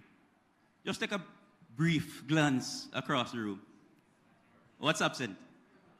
Young people. I come from right up the road in Glendavon and Norwood. That's where I'm from. And one of the things I'm commonly hearing is a sort of thing set. And that transcends from just the issues of crime, but also across government. Because many young people have lost trust in the processes. We can't wrong them. Now, I heard the gentleman who spoke about indigenous people and the Rastafarian, and it's a pity he's not here. Because we have to engage those young people who are from the Rastafari faith. Because guess what? We will be the ones who will have to leave and live in a society based on what we decide today. If you look at what happens, young people make up majority of the population now. And so we have to be deliberate in how we engage. Because, again, as we move forward as a society, we cannot do it without young people. I heard the question on how do we engage and why no. It's the same as the thing set mentality. That has affected us in different ways. We have accepted that our head of state is the monarch. And we are okay in many regards with a Jamaican being his representative. We're okay with the fact that we as Jamaican taxpayers are funding the head of state's representative. The head of state being the King of England, a white man who may never visit the country. We have to shake up the system. And I'm encouraging all youth who may be hearing my voice, whether they be outside, whether they're inside. Because as things are now, we have to rethink and reimagine the Jamaican society that we want to live. Now, I heard Dr. Dunkley online as well, and I've been listening intently. Dr. Dunkley asked the question, how do we feed into the process? And it's a very important question. Dr. Spence would have spoken to the different avenues and channels that are available. We've so far met with the Global Jamaica Diaspora Youth Council, and that was a preliminary engagement. And coming out of that engagement, they've asked for more meetings, which means that even though there are young people who say, I saw the thing said, there are those who want information, there are those who want to be engaged, those who want to give their suggestions. But it has to be a collective. It has to be a collective will. So to answer your question, why are we here? It is a matter of will. It is a matter of political will in the past, because these issues did not just start yesterday. These conversations did not start yesterday. As Minister would have spoken earlier, what we're doing now is that we're reviewing things that would have been discussed. There's a report from 1995 that we're reviewing.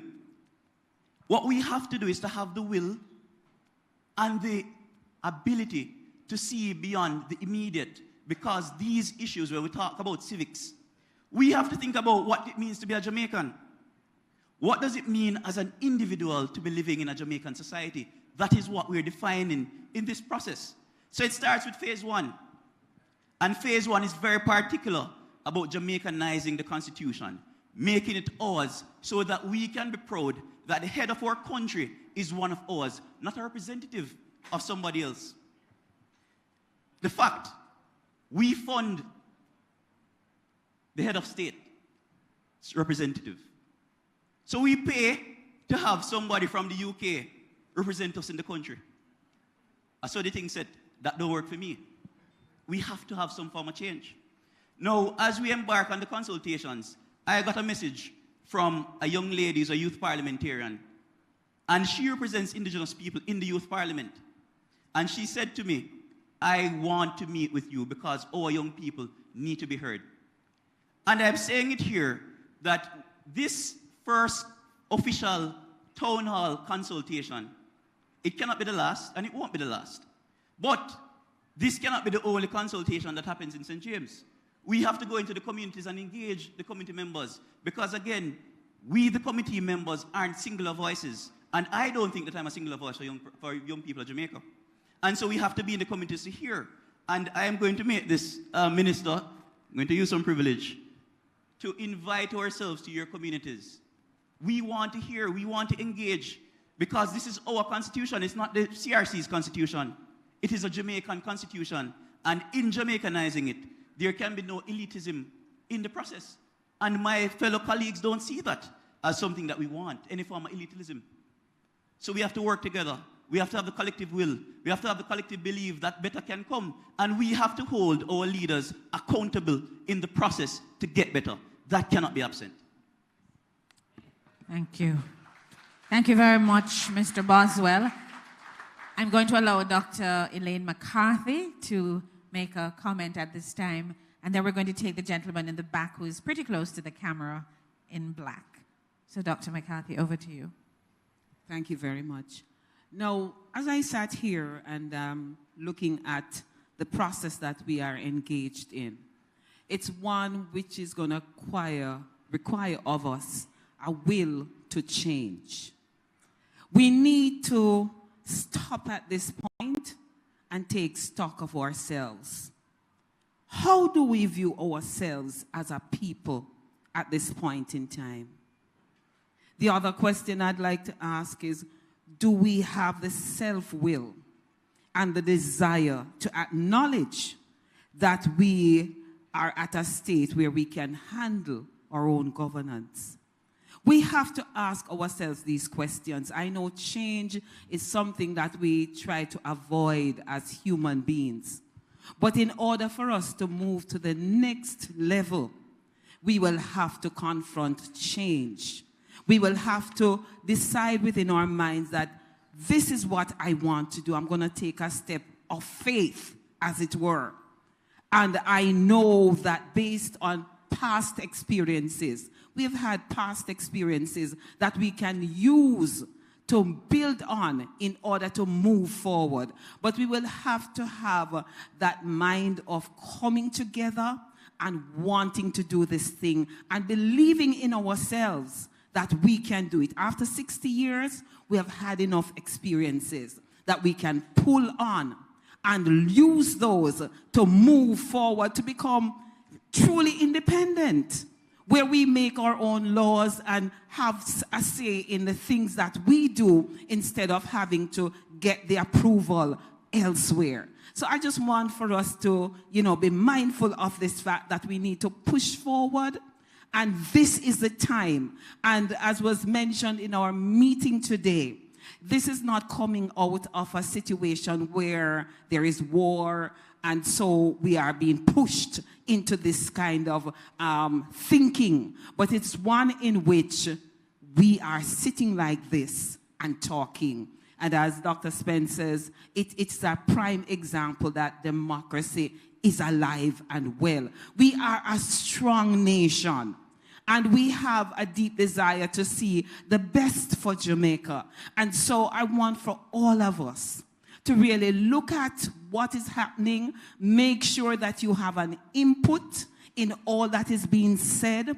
There are various social media platforms that has been opened up, and the church itself, of which I am a representative, we are going to be getting out there. We have actually started already, and there are other meetings like these that we will be having, so that everybody at the end of the day will be informed as to what you're asked to vote on. We need to ensure that we know what it is, so that when it comes to the time for us to vote, then we are able to do so. We have a will. We are a strong nation. When we look at our heroes, even where we are today, Sam Sharp Square, and the man that represents the square, you can see the will to change things and not sit around and accept what was handed down, because there is better for the beautiful island of Jamaica. That's what I just like to say at this time. Thank you very much, Dr. McCarthy. I'd like to hear from the gentleman in the back, and then I'll go to Mr. Hilton and my friend in the orange. We're going to take it in that order. Mr. Reed, we're going to come right back to you, and we're going to just move swiftly around the room. Bear with us. We have several hands. Let's go with the gentleman who's standing with the microphone first. Hello, good evening. My name is E Central. Good evening, committee members. Good evening, Chair, Madam Chair. Well, so far we find we have the Parliament stream live, we have the Senate stream live, we have the Public Committee stream live, we have the bail bill stream live, we have 24 clauses and 4 schedules. As important as this meeting, is it possible to have a live stream sittings going on from here back then? Live stream of the meetings of the committee? Yes, please. We're considering it. So, I said before, there is nothing to hide. When you're starting a work, you have to get to understand. Many of you who sit in management position, leadership position, or even in your house, you can't start in the public right away, no. You have to sort out the work, all right? But there is nothing to hide. We're going to make available the records of the meeting, because we're archiving them. It's an important historic time. We are going to, considering how and when we release the minutes of the meeting for those who would like to see. So that one issue is what I hear a lot of people say. They want to get a bird's eye view into the room when we are discussing the matter. I think we are at that stage where we can open the committee, because we have to focus the attention of the nation now on the phase 1. And then we have to make a decision in light of what you say, at what pace we go forward. So the issues that we will be discussing, and you're going to hear me repeat it, so you can go back and repeat it. It's the abolition of the monarchy. If you could permit me, is there anyone in this room who feels that we should keep the monarch as our form of government? Quick show of hand. Is that Wayne? Wayne White? You're a monarchist. Well, democracy is alive and well.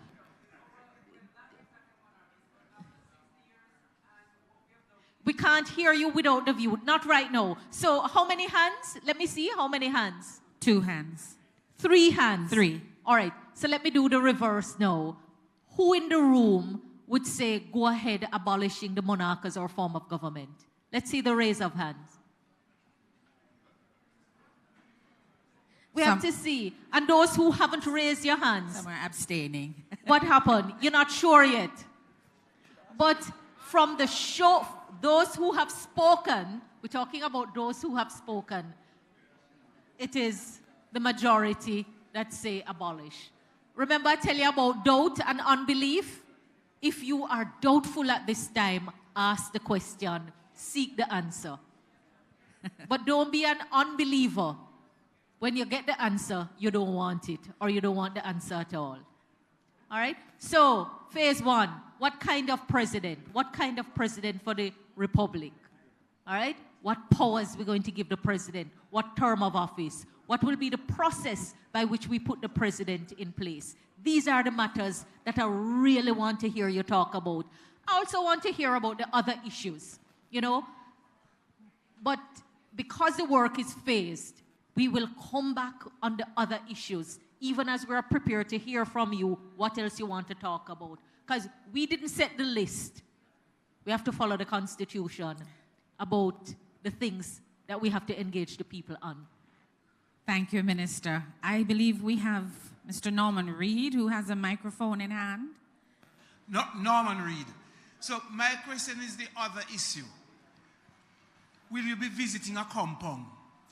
What is your plan to engage the Maroon community? And what is the game plan to bring them on board? Thank you very much. At the end of this process that is taking place in phases, we want to write a new constitution for the people of Jamaica. And I think we have to engage all of the people of Jamaica. Our motto, out of many one people, is still an aspiration. It's still an aspiration, meaning we have a whole lot of life to breathe into it. Minister, just to one make moment. it a reality. One moment, please. I'm going to ask us to just be attentive because I know some persons are having a little difficulty hearing. So I need your undivided attention, please. Thank you very much. Thanks, Minister. We're going to move to the next person. Can I ask Mr. Reed if he would arrange a meeting in Maroon? Okay. I was just asking because you raised the concern. You see, me throw it back in your court, Mr. Reed, and you throw it back to me. But as I said before, we are ready to hear every perspective. And so, of course, the Maroon perspective is an important one.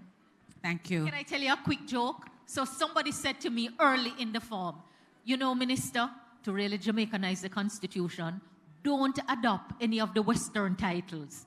Jamaica, no problem, man. The head of state's title should be his or her Iriness, I and I. I'm just saying. There are so many views out there, but we want to hear from everyone. Thank you, Minister. The gentleman in the back who has the microphone, please go ahead. Mr. Cunningham. Lance Cunningham here. In light of what you recognize, Mr. Youth, man, the absence of youth within the audience here, I am asking the question whether or not you're going to be taking these consultations to high schools, colleges, and universities to get the inputs from the youths, given the fact that there might be several reasons why we're not having them in these consultations, probably where they live, maybe financial strains in coming to these parts of the city. So this is something that we need to consider, you know, taking it to the schools and colleges. Great question, sir. And the short answer to that is yes. Because not only do we need to engage them, but there's a sense in which, even as we look at the demographic in our nation, there's a high level of ignorance of our Constitution. That's the reality. And I'm not cussing anybody about that. It's just the reality. And there are generations, because we don't teach ethics in school anymore, for instance. So we need to engage. A part of our mandate is to facilitate public education. That needs to happen through the ministry and to happen particularly with that demographic of which you just referred. Very, very important. They need to understand it, and also they need to be able to speak back to us, because I believe we have brilliant young people who have ideas which they will need to share with us, and we want to hear it.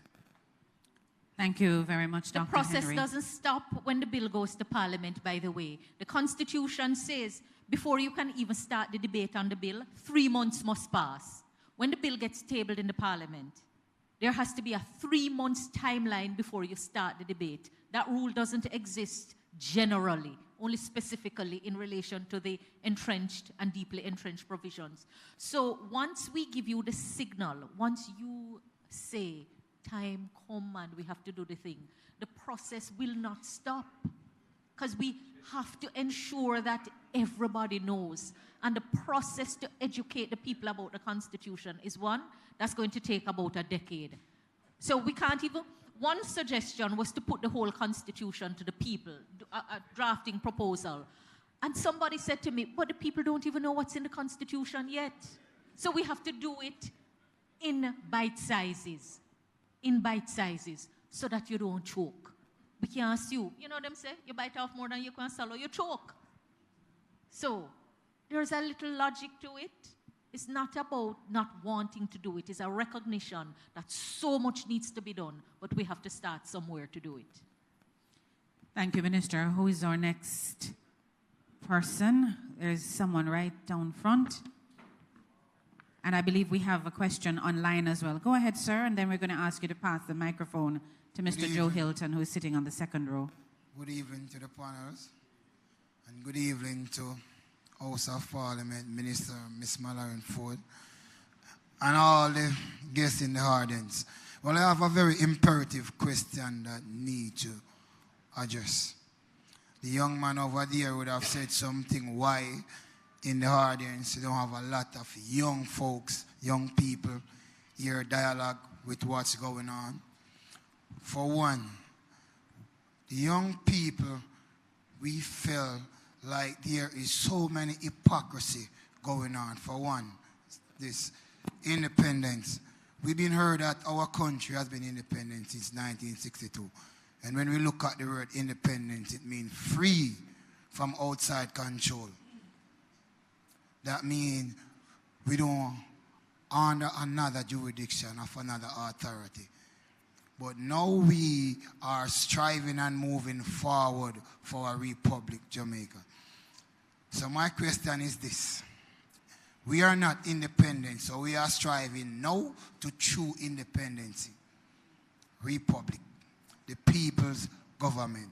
What is there to ensure us that when we become fully Republic, achieve the goal that we are trying now to achieve? When we make the choice to give all these elective people a chance to bring about a change, so we have now a Republic, Jamaica, what would be the task for the people? What will be, what's the question? What will be the... Okay, let me say this, rephrase myself again. Just give us the question. They said we are independent. We find out that we are not independent. Because we realize the word, the adjective of independent is mean free from control. Yes, and we got all of that. We just didn't hear the question that you asked. Okay, and I'm saying we are striving to a Republic, Jamaica. That means we are striving to real independence. Yes. So when we elect a president, well, I guess there's not a lot of things that to show us that you'll be elected maybe for 4 years, 5 years, a lifetime, or whatever it is. As she said earlier, I was listening keenly because we elect a president as a republic country. We have to have a time frame or he can be elected for life. I believe that is one of the things that Minister wants to discuss with the public. So we need to hear your voice. What do you think? Exactly. So I'm saying when we elect that person as a president, say we become republic, what is there for the people? What substantial evidence that he will be for the people? And the things that we are elected this person for, he will uphold to these. Dr. Spence, you want to take that? Do you get my... You're asking about accountability. How we make sure that the person who we elect do what we want them to do. Now that you're saying.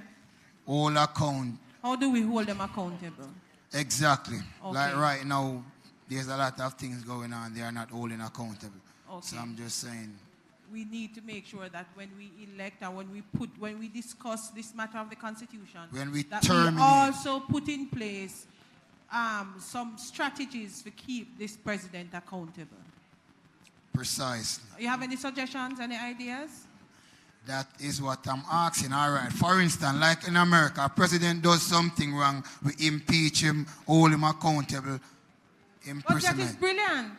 So say it. I think we should have impeachment provisions. That we don't need to say a thing more. Put on your mic and go on. You say it.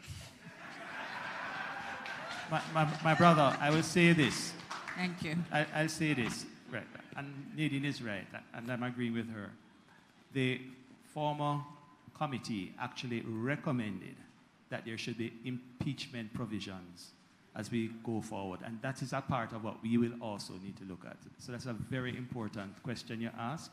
And impeachment is one way in which we can hold whoever is in that role accountable. Thank you. Now we're getting into the thing, Madam Moderator. Somebody asked about life appointment. What do you think would be a good term for the life of the president? Remember, the life of the parliament is 5 now.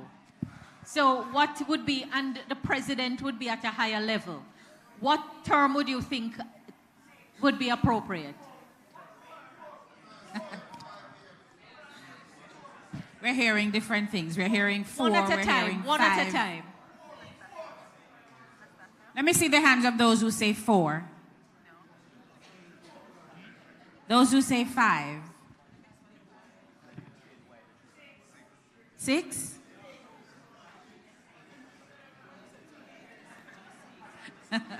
Anybody's thinking 2 years?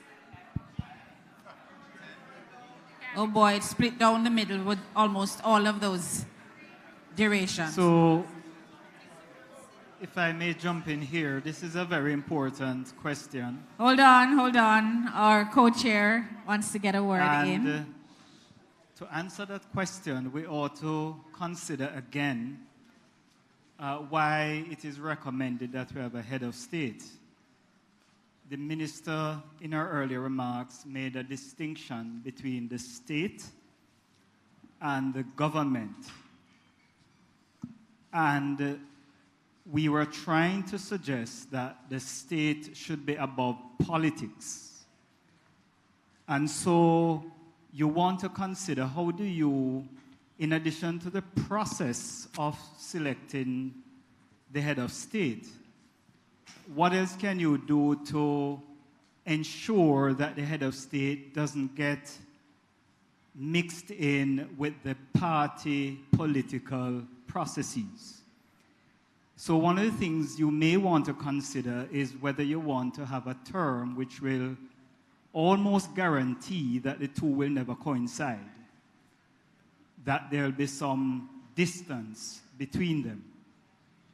And so you may want to consider whether a longer term than the term that is provided for the life of the parliament may be considered. And, you know, we have had recommendations, by the way. The recommendations have been between, say, 7 years to 9 years, that sort of thing.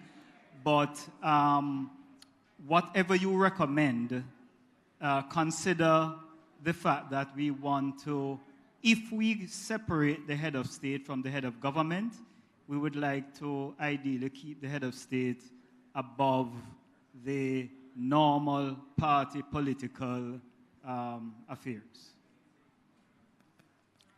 Thank you very don't want much. a head of state that is going to come when one party is in power and change when another party in power. You wanted a head of state that would go across the divide to Yes. maintain stability and to be above the politics. And this is in keeping, Minister, with the point you made earlier on, that the state sits above Yes. the government.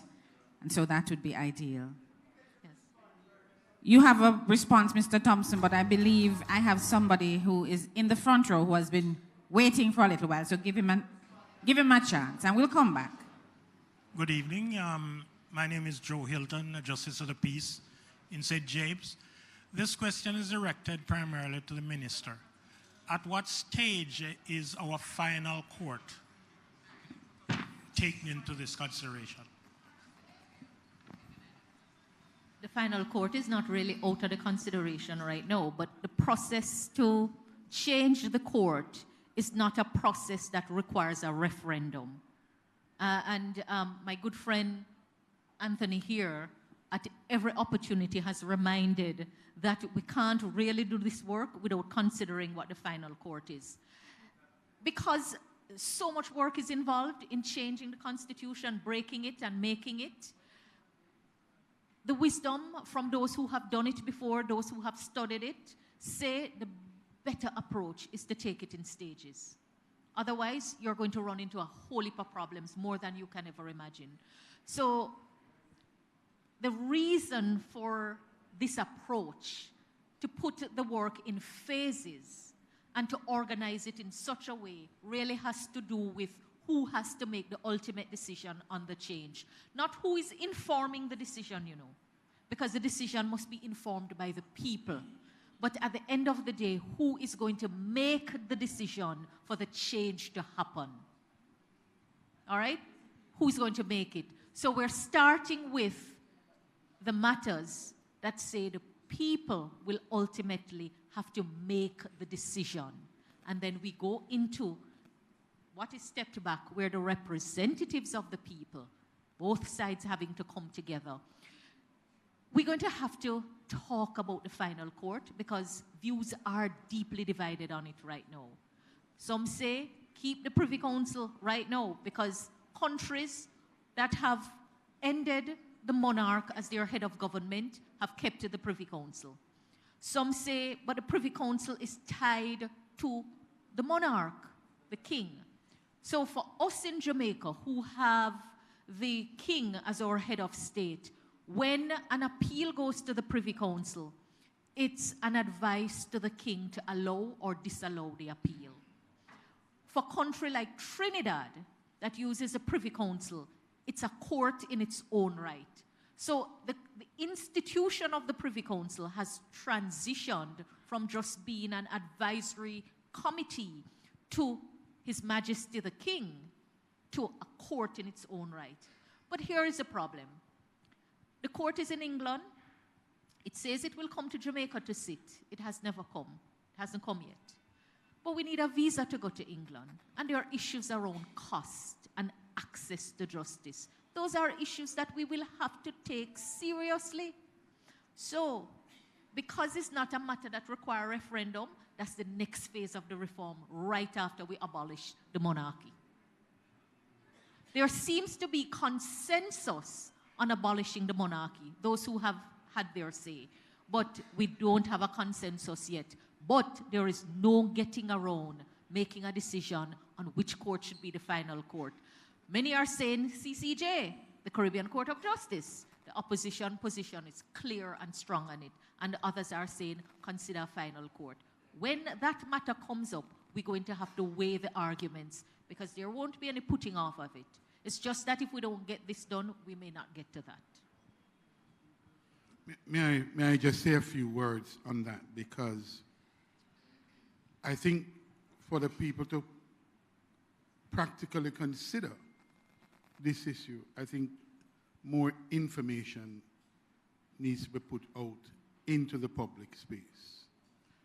And so consider this as part of that process and the reason why the opposition feels very strongly about this. The truth is that Trinidad, which as the minister indicates, still has an appeal to the Privy Council. Trinidad does not have the obstacle that we have about getting a visa to go to their court. The truth also is that in the current situation, unless we heard from a businessman today, his perspective, and I don't say he was speaking for all business people, but he certainly was speaking for himself. His perspective was that the cost of litigating, of getting a decision from the Privy Council was prohibitive. Not only that, he spent some time discussing the time that it takes. He recognizes that for commercial matters, this is a problem as well. I want to suggest that where you have these kinds of issues and concerns, what actually happens in the law, and those of us who are in the law and practice the law knows that what you get are compromises very often, because the decisions are so difficult, so expensive, that instead of vindicating your rights in contracts or in law, you tend to then compromise cases. That's not the best way to develop your law, your legal, and your jurisprudence. That's not the best way to do it. So access to justice, we contend, must be one of the values to this whole constitutional process. Access to justice. Thank you, Mr. Hilton. We're going to take one of the questions that we have from our participants who are online. Ms. Nichols, would you go ahead and just read one of those questions for us, please? Check. O'Shane Morgan is asking, if we become a republic, wouldn't our national emblem have to be changed? Big question, yes. Some change is taking place already. I think the Jamaica Defense Force has already gone through a process of looking on what the change is. Interestingly, I was speaking to the police officers who are in here, and all their buttons have a crown on it. And that crown really should change as the crown changed from Queen Elizabeth to the monarch, which is a whole heap of money involved in changing. Simple answer is yes. But do we change it from Queen Elizabeth's emblem to King Charles' emblem, or do we just hold it and change it to the people's emblem? What do you say? Huh? Spend all of the money and change it? Right, when we can use the money for something else. But one of the other questions about the emblems asked is about the coat of arms. Asking whether we should change the coat of arms. These are matters that we will have to decide. As a matter of fact, you notice Custos is in the gold chair? So one of the other questions, is what will happen to the office of Custos? And, you know, since the Custos represents the Governor General, who represents the monarch and the Justice of the Peace. So we have a whole lot of related matters. So in this first phase, once we move to abolish the monarchy and establish the office of president, we have a whole heap of other things that need to be done. And some of those things we can work out while the bill is going through the parliament. We can work those out. Because the work doesn't stop when the bill goes in the parliament. The 3 months between the tabling of the bill and the commencement of the debate, serious public education. The 3 months between the end of the debate and the taking of the vote on the bill, serious time. So we are in for a long time of reasoning. Teach and learn. As we share with you what is in your constitution, we have to hear from you how you would like to set it. It's really a teach and learn time for us. And so the question is, why now? And I would ask, if not now, when? If not now, when?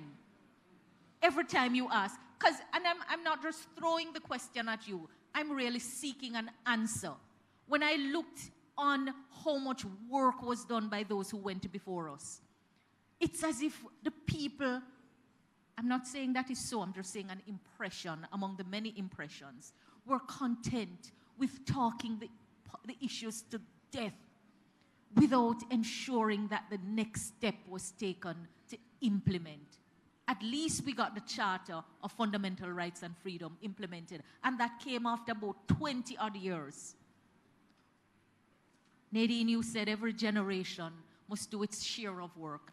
It is my hope that my generation, in politics, elected in the democracy, will take the bold step to do what we shouldn't put off for any longer. Minister, I just wanted to say you can help because, you know, I'm just hugging up the Constitution and learning about it. Some other people know it a long time. But one of the things I learned is, and Minister, you can correct me or anybody else here, is that things like our flag, our national anthem, our emblems were not included in the Constitution. So part of what we have to do now is decide how do we include those in the Constitution. Because remember, one of the things that Minister explained was that the Constitution was written and then in Jamaica and then passed in Buckingham Palace. So somebody asked about the emblem. Some of those are not even in the Constitution currently. So as beautiful as our national anthem is, the Constitution doesn't formally recognize it. And Mr. Hugh Small online wanted me to say the young man who raised the matter of impeachment, he said elected president. But remember, part of what we have to agree on is whether we elect directly a president or we ask our representatives to select and elect one for us. All right. Thank you. Thank you, Dr. Spence. We're going to go straight to the floor again and to get as many of your questions as we possibly can before we wrap it up for this evening. Go ahead, sir. All right.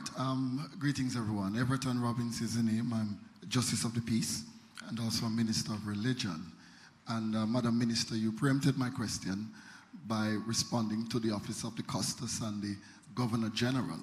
But there's another question that I want to ask as it relates to finance. I want to know if it's a myth or if it's a reality that this could be it could leave a hefty cost on the country, as it were, paying for our freedom, or not necessarily to become a republic, but to the abolishment of the king or the monarch.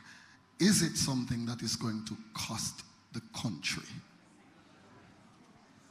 Let me ask what you think, because everything comes at a price. Everything comes at a price. And sometimes when the question of cost is raised, I usually wonder, what is the price that we pay for not doing it? It's going to, for the process itself, to hold the referendum, it's going to equate to the cost of holding general elections.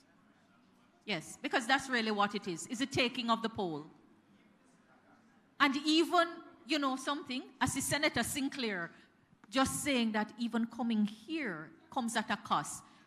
Let us not even talk about the money, but we have to travel because not everybody is from Montego Bay. We have to dedicate the time. We have to prepare and plan. You know, people say, we want to meet. Somebody has to organize the meeting. Somebody has to determine the venue. We have to determine the start time. We had to go get the help of our professional moderator who can take the questions and organize the thing. To allow the members of the diaspora and Jamaicans abroad and those who are in other parts of Jamaica to participate, we had to get the screen, to put in the technology.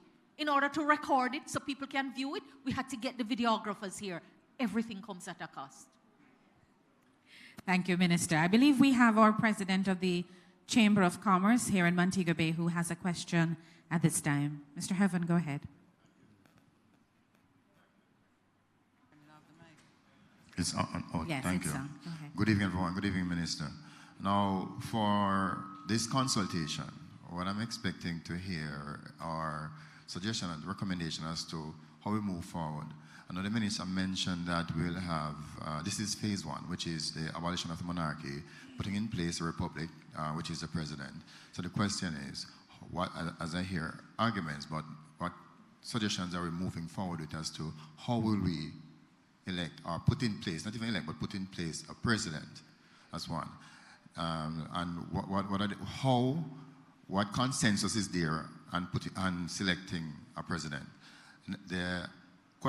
Another question was asked by the minister as to who want to get rid of the monarchy. And a few hands for and against. The question is, in putting a Republic of Jamaica in place, what are the benefits of having that system? And what are we losing in getting rid, if we're losing anything in getting rid of the king, as it is?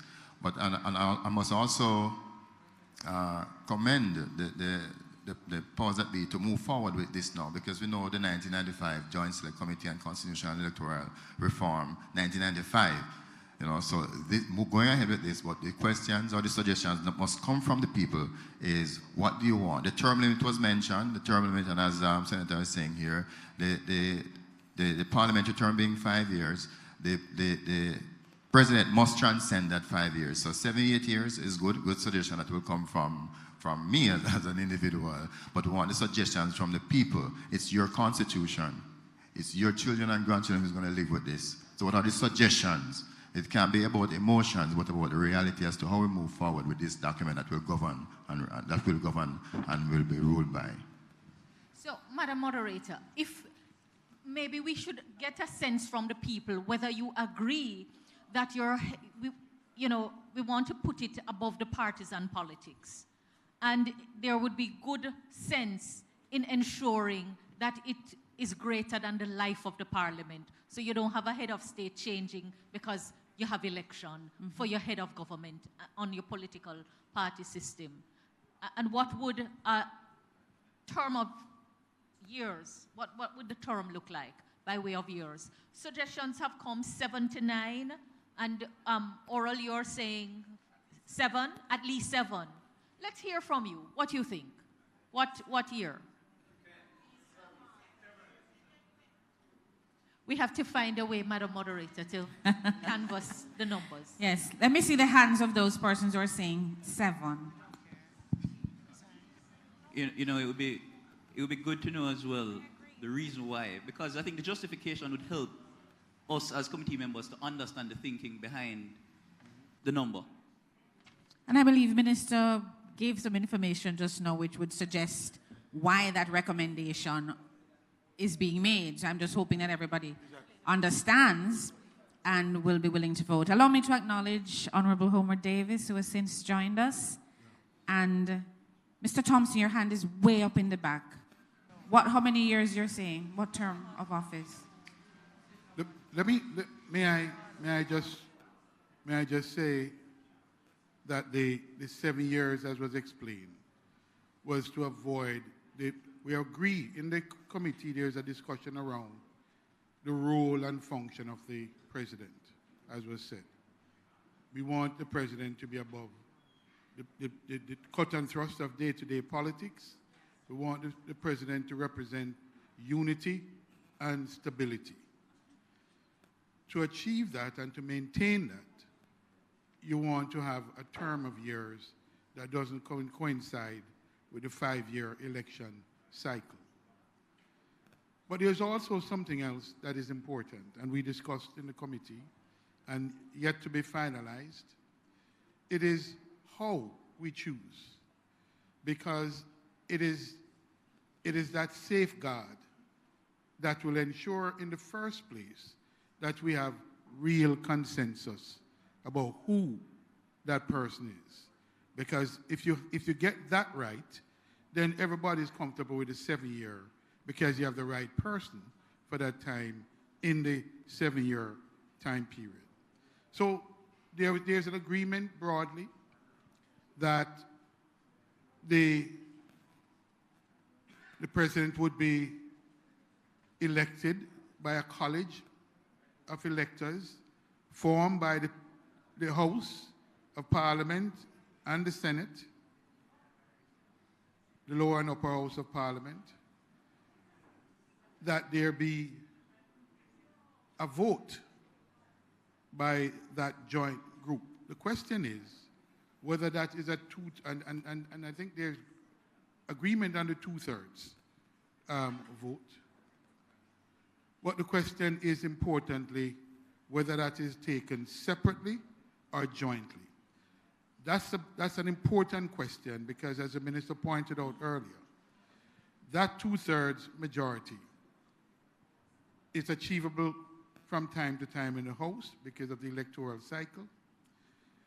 The creativity and imagination in the Senate appointment is very important, and that is what obtains now to preserve that that consensus around critical issues. And so that needs to be definitively finalized. The opposition is on record of having a 2/3 voting separately in both houses. Thank you, Mr. Hilton. I believe we have a lady in the back who has a burning question. Mr. Thompson, find yourself near to the microphone in the back so you don't have to shout from where you are. But madam, please go ahead.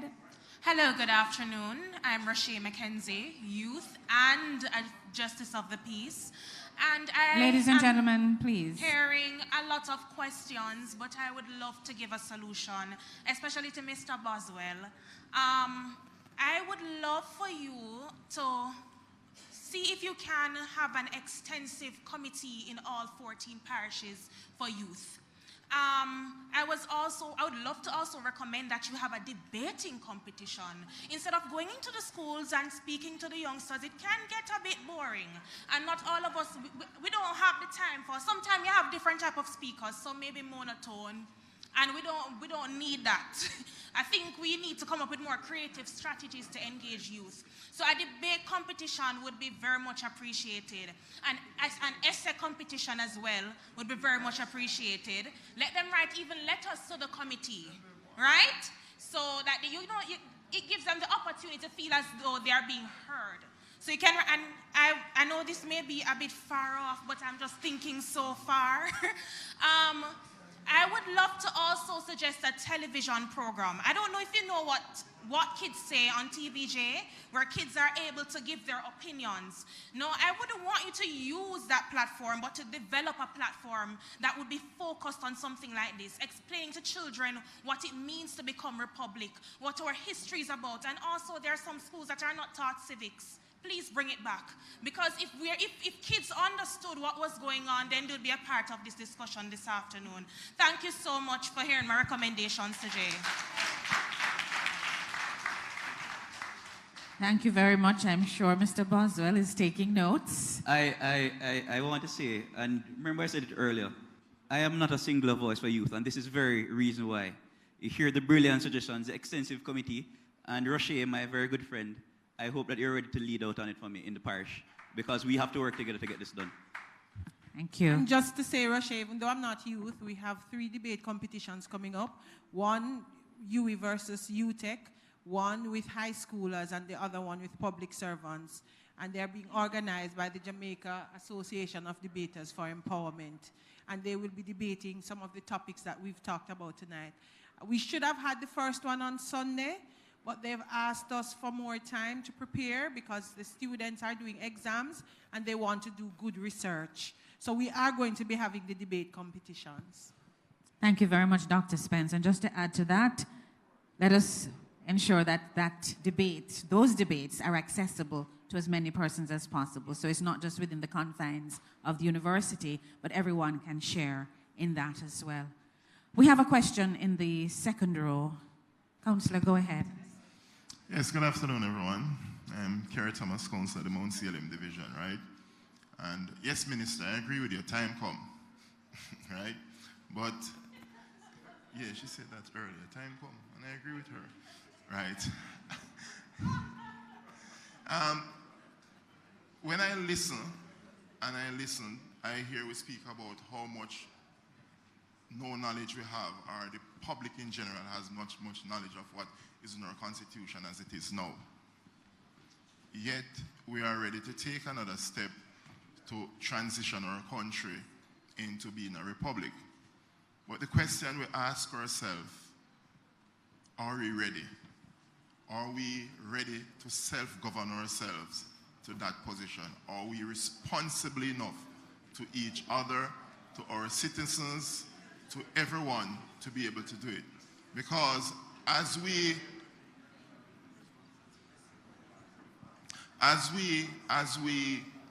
move forward, ladies and gentlemen, please allow him to as we complete his move question. forward and we look at just generally our respect for our country, or respect among ourselves as people, are we at that point?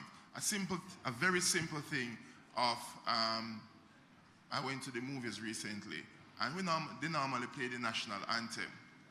And there was a time when 100% of people stands to listen to our national anthem. But now we're at a stage where barely half, if so many, stand for the national anthem. It's very simple, but it's symbolic. How do we get our population to relate to our country, to relate to our values, to relate to those things. So in transitioning to a republic, we have to also recognize it's not just about getting ourselves to that point to pass a law and make that change. It's about to get our population to be so educated on what we want to be, to make us have a much better society, because we must can relate to the greater good of what we intend to do. A lot of work is ahead of us. A lot of work is ahead of us. I just want to bring us back because time, our closing time is coming. No doubt there's a lot of work ahead of us. A lot of work to teach and learn, to educate and be educated. But do you agree that the president, as head of state, should represent unity and stability in the nation? Is there a broad consensus on that? I can't hear you. I still can't hear you. So the next question that flows from that, how do we choose? How do we choose? That's the next thing. So even just throwing that out, and you are signaling consensus, that is what we have grappled with in the committee. And, you know, the wisdom of it is kind of clear, and I'm happy. How do we choose? That's a question that we all need to consider. Sir Bob, are you going to ask a final question? Yes. Do you have a comment, Ambassador? Yes, I wanted to just offer for consideration the question we were just asked about our maturity and readiness to govern ourselves. And I am sure, I heard some rumblings, so I'm sure you have your perspectives. But let me just indicate one thing. At the moment, we are linked to the motherland that have been governing themselves for centuries. So you would assume they are mature enough to govern themselves, the UK, right? Well, would you believe that in the past 6 years, the UK has had 5 prime ministers? Okay? In the past 6 years, there have been 5 prime ministers. And we spoke about our democracy, and there are criticisms of it, and we will improve it. But one of the good things about us, no matter how much we quarrel with each other, when the people speak at election time, we have always respected it. And I think we should give ourselves some credit for that. We have a strong democracy. It can be improved. We're working to improve it. But you look around the world at those countries that you think are mature enough to govern themselves, and you look at what has been happening in their governance compared to what has been happening with us. So I am not giving you an answer. I'm giving you something to consider when you try to decide if we are ready to govern ourselves. So how do we choose our president? So we have a parliamentary, the proposal is for a parliamentary confirmation process. All right? Your parliament are the representatives of your people. It might not be where we end it, because I'm hearing views about wanting to elect directly. I hear the views. So we're going to talk. All right. Thank you very much, Minister. And before that, Ambassador Rocky Mead, co-chair from the Office of the Prime Minister of this committee. Sir Bob, your mic is live. Go ahead. I feel like Peter touched a while ago. You know, Peter touched go on the stage, the mic didn't work. I feel like that a while ago. But anyway, Empress Malahoo, Mr. Hilton, greetings. You know, the member said that we're not ready, but Rastafari has been promoting get rid of the king and the queen for a long time, so Rasta ready. Bonfire for that. Tagline, Rasta ready, Rasta ready. All right.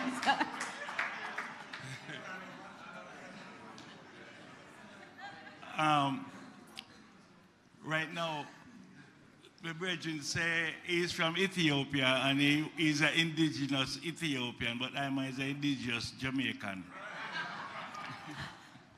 Now that we've been governed by a minority government, only 47% of people vote for JLPNP. So right now, the majority of the people right now want to have something to say about who will become our president. Will there be a referendum? That's all I want to ask. You just come in, referendum, yes. But remember, you know. One second, ma'am. I had to make a quick run, but I was here for your speech. Give thanks. Give thanks. Rasta ready. Rasta ready, and that Rasta. Pledge allegiance to Jamaica. All right. What an enriching discussion. What an enriching discussion. How do we select the president? That's an important question. Remember now, you know, where we move from here after we cut ties with the monarch doesn't have to be our final step. All right? We're taking it in stages. But whatever kind of president you want, we can only get it if we start by abolishing the monarchy as our form of government. So immediate question is, what is the process? What type of president, and what is the process by which the president would be selected? For what period, that's the term of the presidency, and what powers we will vest in the office of president. So do we agree that there are some things that we should put above the partisan politics that is part of the democracy? That they are important, we need to set them above it. You agree with that in principle? Can I hear you? All right, so we'll have to work out. If we know the principles and we agree to the principles, it becomes a lot easier to work out other things. And these are some of the guiding principles that we have been looking at. These are some of the guiding principles. Madam Moderator, I see someone is... Thank you very much, Minister. We're winding down, and so we're going to take just a few more questions, and I believe we have one person who has a burning question online. So, Senator, go ahead, and we'll take the question online after.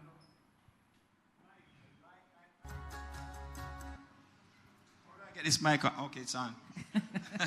There you go. All right, I have, in relation to the referendum, when you took a vote in the room, you had a few persons saying that they were in favor of the monarchy remaining, right?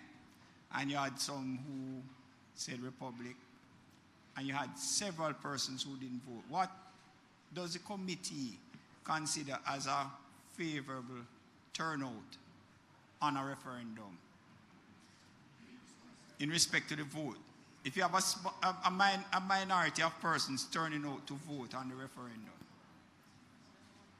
I'm just wondering if you have So the referendum does not require, the referendum just requires the majority, depending on how the vote is taken, of the people turning out to vote. So your democratic process, you know, respects the fact that people may not come out, but at the end of a process, it yields a result. So if you want to stay back when a referendum is called, the truth is that you would have to live with the result of the majority of the people. There are other issues that we have to work on why people are staying away, the apathy.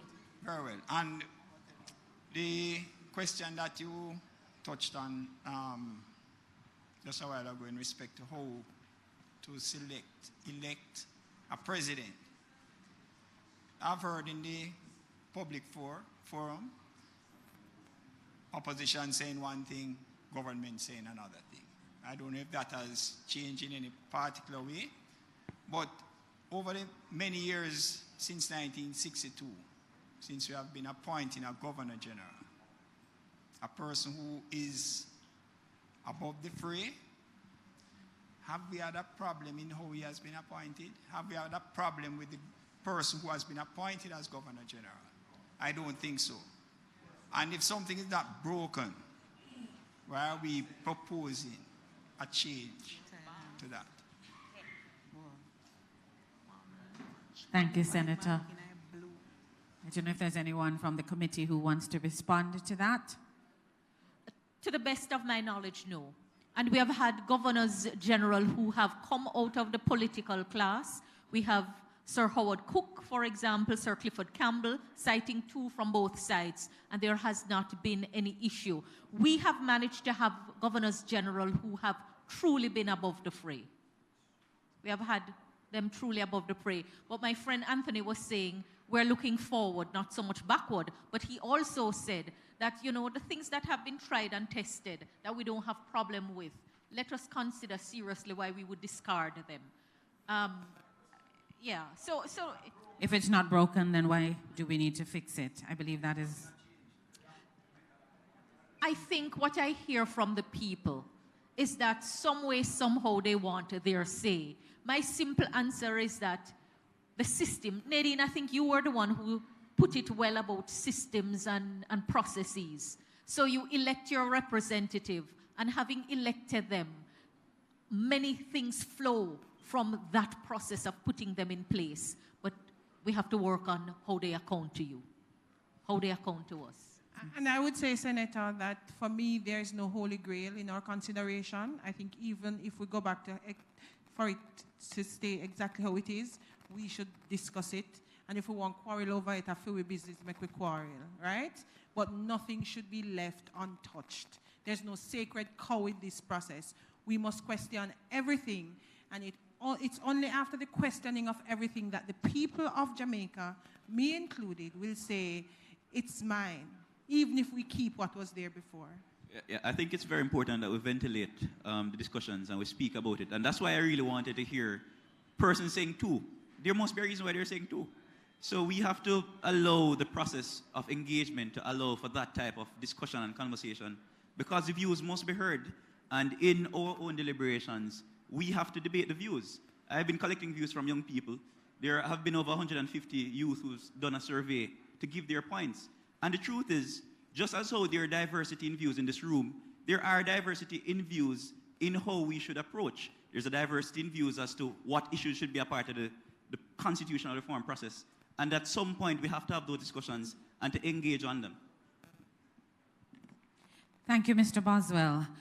We're going to take one question online, and then we have two other questions within the room, and then we're going to ask Minister just to put a lid on things for this evening's town hall meeting.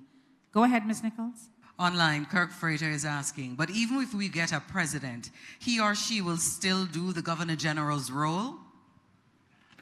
No, the president, well, so the Governor General carries out important functions as head of state. Ceremonial functions, executive functions. Governor General has power to act in his own right, but the Governor General represents the king. So the thinking so far is to look at the ceremonial powers and look at the substantive executive powers. And we have been speaking mostly around appointments to sensitive positions that we believe is not in the best interest of the nation to have them politicized. You know, the quality of service that you get from government is a reflection of the quality of your civil service and your public service. And politicizing the civil service has not helped Jamaica at all. I'll give you two extremes. When the party that is in power, that the political people represent, are from, two extremes. One, they will say, I don't have to do anything because nobody now fire me. My party in power, I don't have to do a thing. And the people are not served. And you can have another extreme. My party is not in power. I'm not doing a thing to make this governing party look good. And you have sabotage. The people are not served. Those are the extremes. You have things in between. And we have gone through periods where right now the people are not being well served by government. And everybody expects the political directorate to step in and do everything. I have learned so much from being an MP, so much. When I tell people that the face of government you see, if you go to the tax office, is going to be the face of the person who is serving you. And if that person serves you well and courteously and efficiently, that's the face of government. If them sour and inefficient, hiss them teeth by you and all of that, that's the face of government. It's not the minister or the MP who is able to be the face of government at that time. And we have to make people understand what it means to be a public servant and a civil servant. We don't want no politicization going forward of our civil service. We need the people to be served because the bureaucracy has not delivered results to the people. And that's one of the changes that must come out of this. And so, appointments to these important offices where the people must be served outside of politics, regardless of your politics. And don't knock the politics, because the competitive politics is the lifeblood of the democracy. We just need to behave better with integrity, right? And our word must mean something, and we must do the work on behalf of the people. Thank you, Minister. There's a young man in the back who has a question. Go ahead. Good evening, everyone. My name is Mikhail Brown. My question is, what are 3 benefits to Jamaica moving away from the monarchy and becoming a republic? Also, 3 negatives as it relates to international relations, which may accompany this move. 3 benefits and 3 negatives as it relates to international relations. Mr. Hilton? Let me start with what is for me the easier one, because having served as foreign minister for Jamaica, I can tell you that the way countries look at other countries and size them up, sometimes in the diplomacy, you don't get a frank discussion about that. But you can tell from what is many times not done or benefits that you could accrue from different types of relationship not happening. What do I mean by that? Countries that are self-governing countries. In the community of nations, they know who are actually independent and who are not. They know our structures of government. It's a business of every government to know about other governments. And not just on a surface level. They dig deep, they try to understand the politics, how things work, who makes decisions. Are these real people, real governments? Or are they paper governments?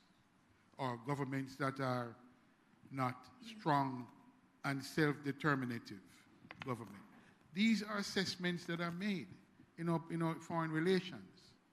Okay? So one of the benefits, I believe, to move into a republic system is really that other governments looking on can see a responsible people, a people who understands the challenge of being a republic, the challenges of taking responsibility, but do so and do so well. So it is for me as much about how the people themselves feel about themselves and how that is communicated to the rest of the world.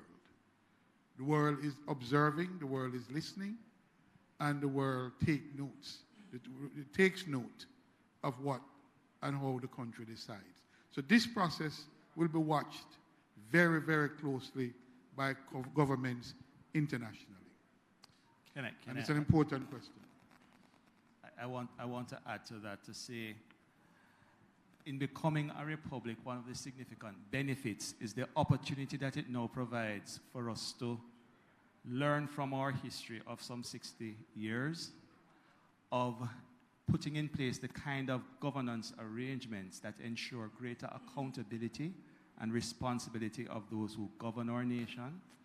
That's very, very important, because there is a direct link, I would suggest, between how we are governed and issues of corruption, issues that cause us a lot of pain, even the crime and violence.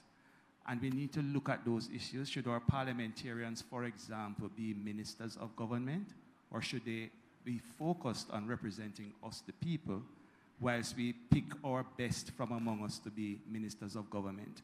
Those are the kinds of things that if we focus our minds on the kind of governance arrangement we have, that would be a significant benefit that could come out of this exercise as we engage this process, ask those kinds of questions, and create the kind of republic that we need. So republic is not just a word. We need to ask ourselves, how are we going to govern ourselves so that the people really are supreme in the governance of our nation? That's a benefit. If I could add one other one, is that, we talked about the fact that the 1961 Constitution didn't really involve all of us. Perhaps we weren't at the place that we could have had that discussion at the time, but I think certainly now we can. And I really like the fact that we are here disagreeing and agreeing on what is in our Constitution. Like, this is, I don't know if you know how phenomenal this is. That this is one of the first time, it's not the first time, but that this is happening now, that we are having this conversation. And I think it means that we are willing to take ownership of our Constitution. It means that every one of you should leave here and start asking, where do I get a Constitution? I want to see that old one. That's a level of personal responsibility it asks us to take.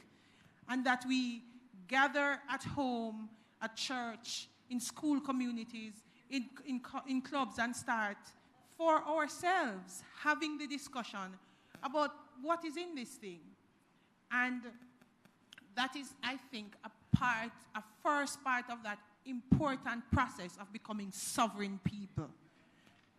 That we are ready to quarrel over what should be ours. And the quarrel is good. I love the quarrel because it means that we are ready to take charge, own it, and say, we put whatever is in here, we put it in here, or the reason why it is in here is because we agreed that it should stay.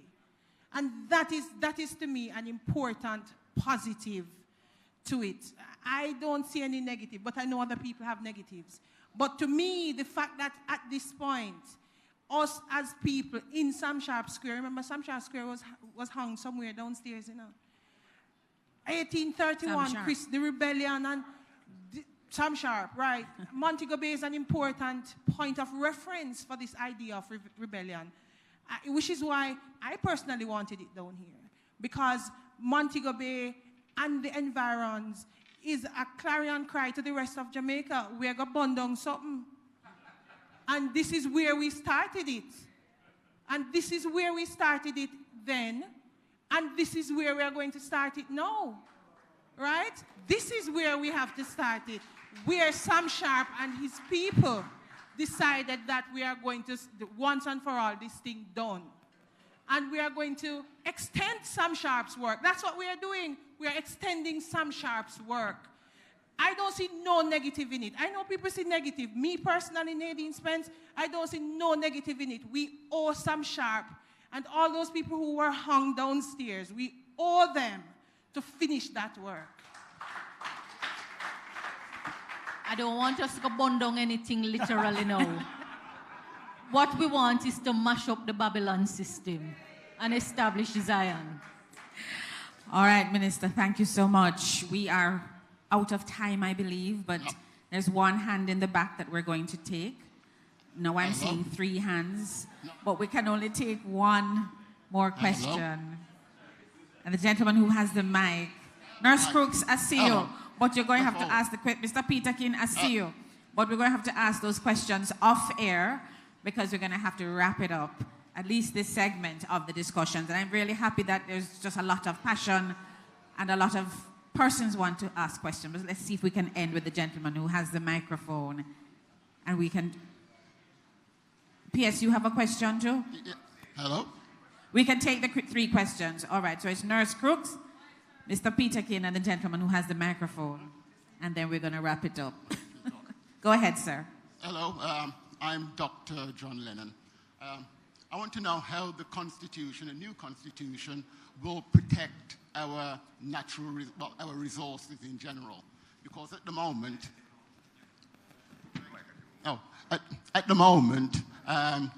they've been exploited, especially by foreign investors. So if you look at bauxite, between 2017 and 2020, bauxite earned 3.215 billion US dollars, but the Jamaican people received only $2 million. Well, that can't be right. Wildelco is actually unprofitable. An unprofitable company cannot benefit Jamaica. And yet, right now, it is they're mining and they're poisoning the Rio Cobre, and they've ruined people's, so the Constitution isn't protecting these people. So I want to know if the new Constitution will protect our people and protect our resources. But money is also a resource. And if you look at our debt, we always hear that the debt is falling. That's all we ever hear, the debt is falling. In 2013, the debt was just a little bit below 2 trillion Jamaican dollars. At the end of 2022, the debt was actually 2.2 trillion. So the debt has actually gone up. But worst of all, over 3 trillion was spent servicing it. So again, we need a constitution to protect us against the foreign investors who will lend us money and then we can't repay it. And the third thing is we need to protect our natural resources from such as solar. Now, our energy policy is built for private investors. We have, at the Mona Reservoir, foreign investors are going to put in some floating solar panels.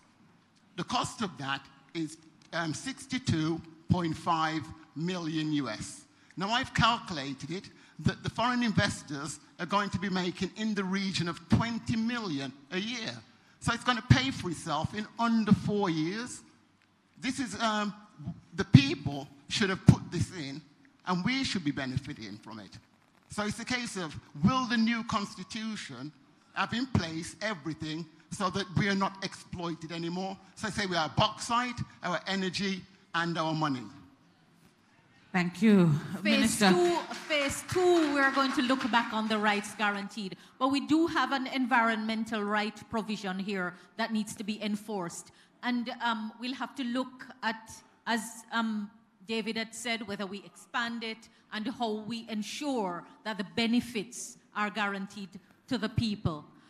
What a day. When you're ending and people want more, that's a good sign. I just want to scan you again.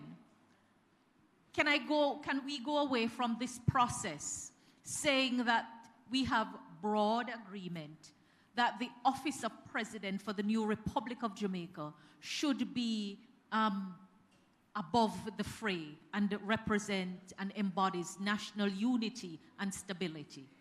Yes? You have to say that loudly. Yes. All right. Because from that principle, other things will flow. Thank you. Thank you very much, Minister. Our PS said we should allow 2 more. So Mr. Peterkin and Nurse Crooks, please. Good evening, everyone. I'm Joy Crooks. I just want to ask one quick question. What would be the job description of the president?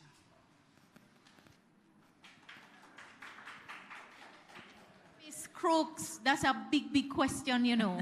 I can't put it in synopsis, but the president is going to be the head of state, protecting. It's such an important question, and it's a big part of this work. But if I tell you head of state, embodying national unity, making critical appointments to critical things, offices, dealing with sensitive offices, it's a question that you should have asked at the start, because now that we're running out of time, a whole heap. But having raised it, we will probe it for you and come back with a full answer, because now we have gotten to the meat of the matter. Yes. Thank you. Mr. Peterkin, quickly. Yeah, good evening, everybody. I didn't know that this forum was taking place, but I would like to touch on the governance, general governance issue. You raised it, sir, the gentleman in the striped shirt.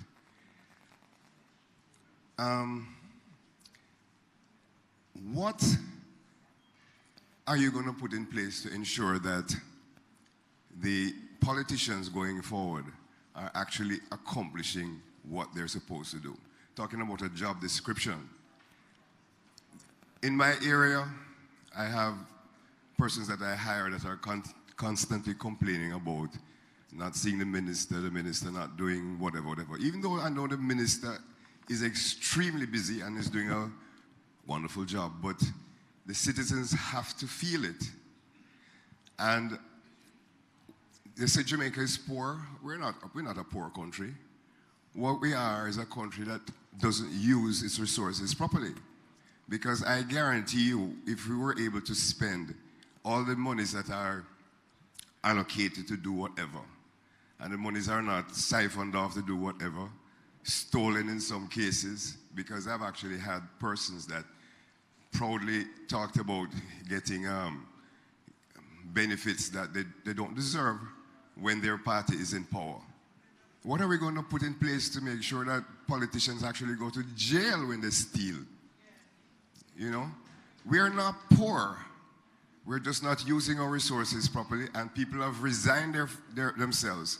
Everybody in my village think it's okay to thief because politicians thieving, big man thieving, them thieving Usain Bolt's money and whatever. So what we need to do is to be able to prove to the people that we are taking our responsibilities seriously. We are spending our resources, the people's resources, properly. And I guarantee you Jamaica will just soar. Thank you. Thank you, Mr. Peterkin. Yes, well. Dr. Henry is going to take a shot at that question, or those questions. I don't have the answer. I have some ideas.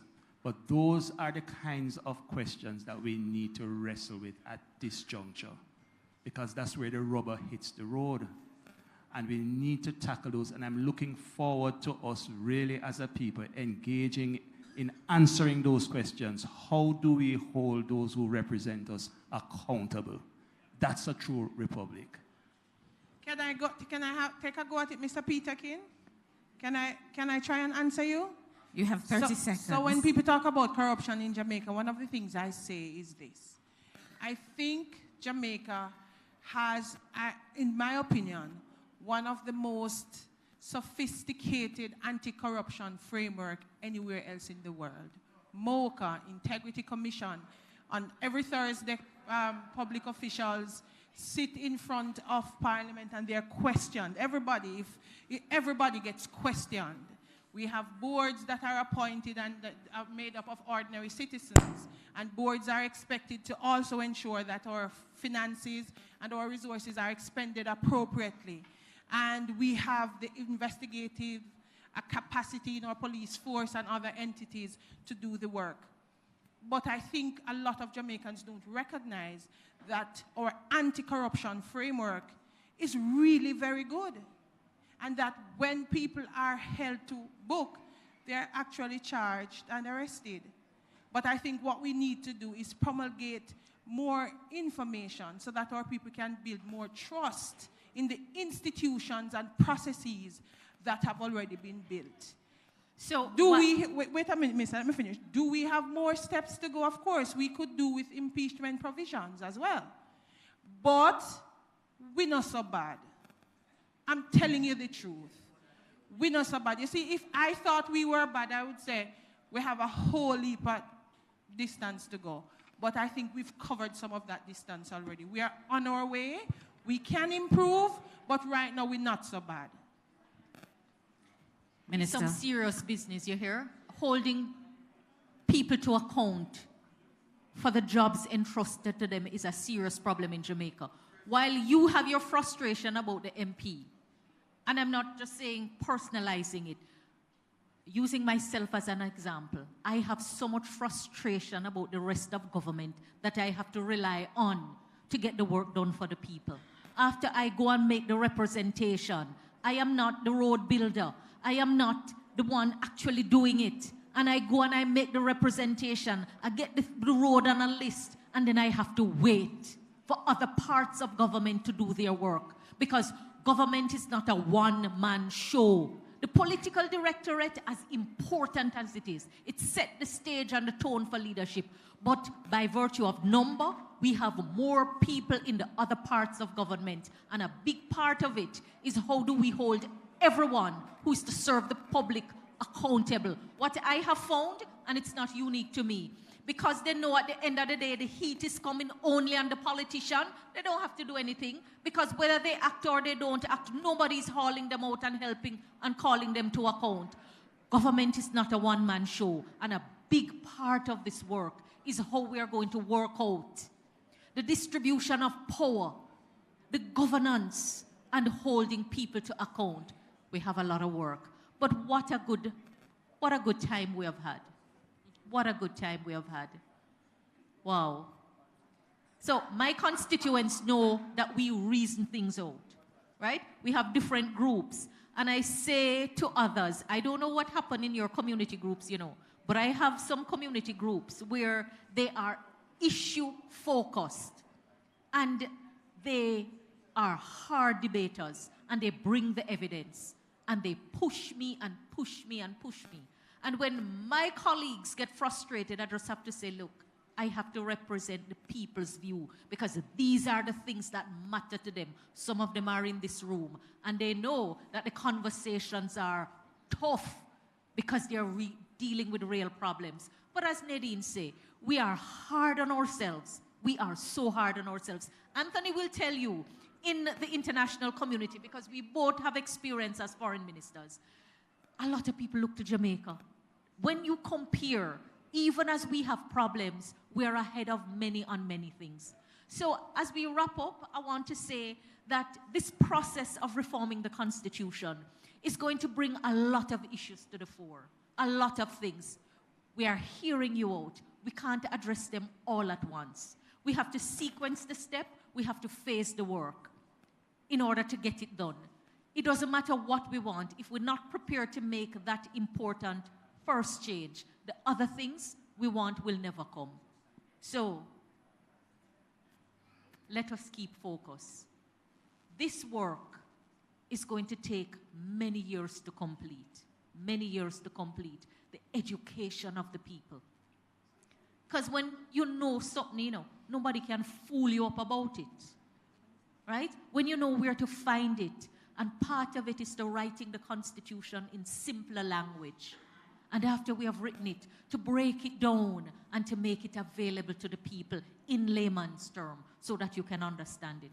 That's part of what excites me about this work. We talk about getting to a lawful society, dealing with the disorder, dealing with the lawlessness. If we don't know why we have the rules and why the rules matter, people are not going to abide by them and obey them. This is not about bringing a system forward, right, that mash you down. No, we want to mash it up, but we want to do it in a way that we don't mash up ourselves in the process. So let's take the step. Let's take the step. We're listening. We really are listening. It's not a done deal. Your views matter. Your voice counts. We want to hear from you. And this is a good start at this place in St. James. Nadine tell you her reason for choosing this place, but I think my bias is clear. I need not say. Thank you. Thank you so much. Honorable Marlene Malahoo Fort, Member of Parliament, and of course our Minister, with a very important work ahead of her. I want to thank you for being here and for sharing your passion and all the information that you have with us this evening. Let me thank Ambassador Rocky Mead, our co-chair from the Office of the Prime Minister.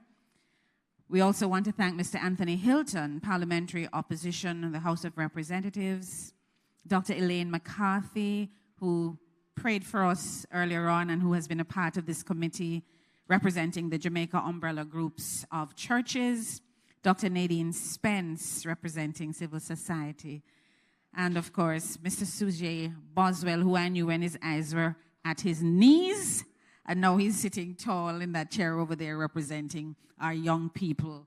I'm really delighted. And I believe I missed out Dr. David Henry, did I?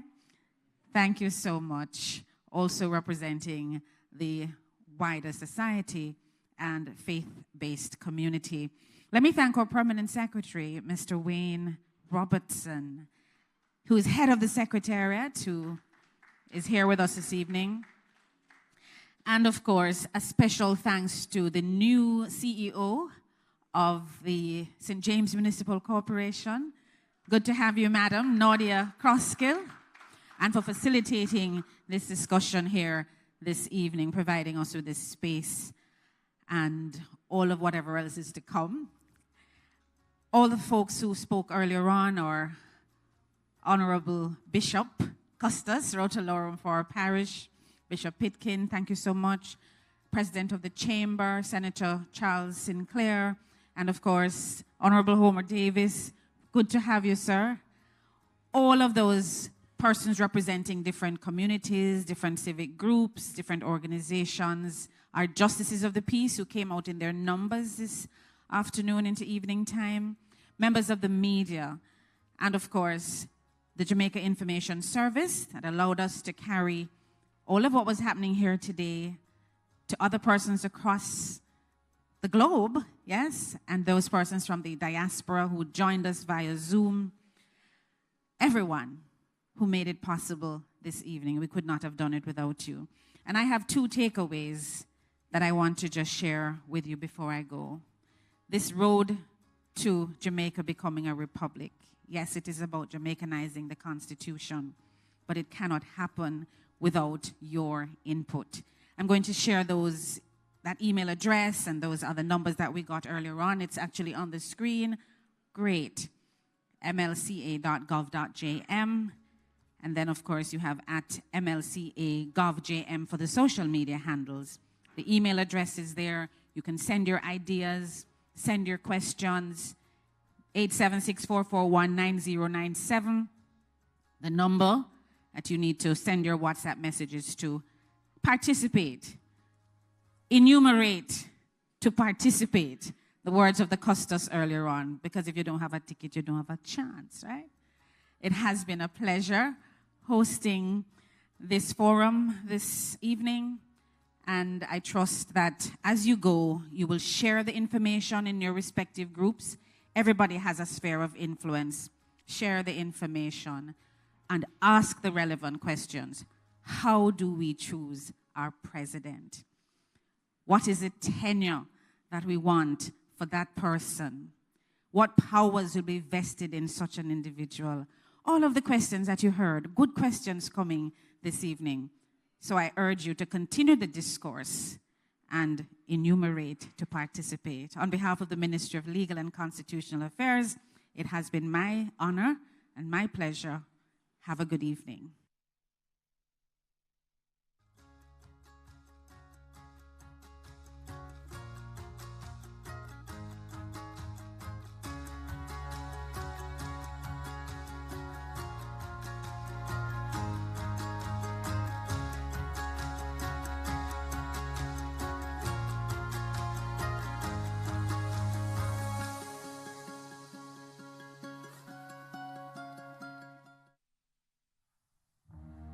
As children, we learn the true meaning of being a hero. Being a hero requires great sacrifice for others, not just ourselves. We learn about the heroes of Jamaica's past and how much of themselves and their lives they had to give in building a nation we should be proud to call home. They believed in a Jamaica that was more than just a country, more than just an island, more than land surrounded by water. They believed in a dream of a free nation of people, a nation built on the foundation of their sacrifices, a nation of many people working as one, a nation that would continue to produce legends and nation builders that serve towards that vision. As children, we were also taught the national pledge, a solemn promise, an undertaking. I would like to believe Sir Hugh Sherlock, while writing this pledge, understood the vision and dreams of our heroes. It's clear being a hero is too much to ever ask any one citizen. Luckily, the pledge does not require heroics of any of us. It merely asks that we honor our heroes by striving to advance our nation and ultimately inspire the world, like they and many Jamaicans have done. It's important we remember those words, these words.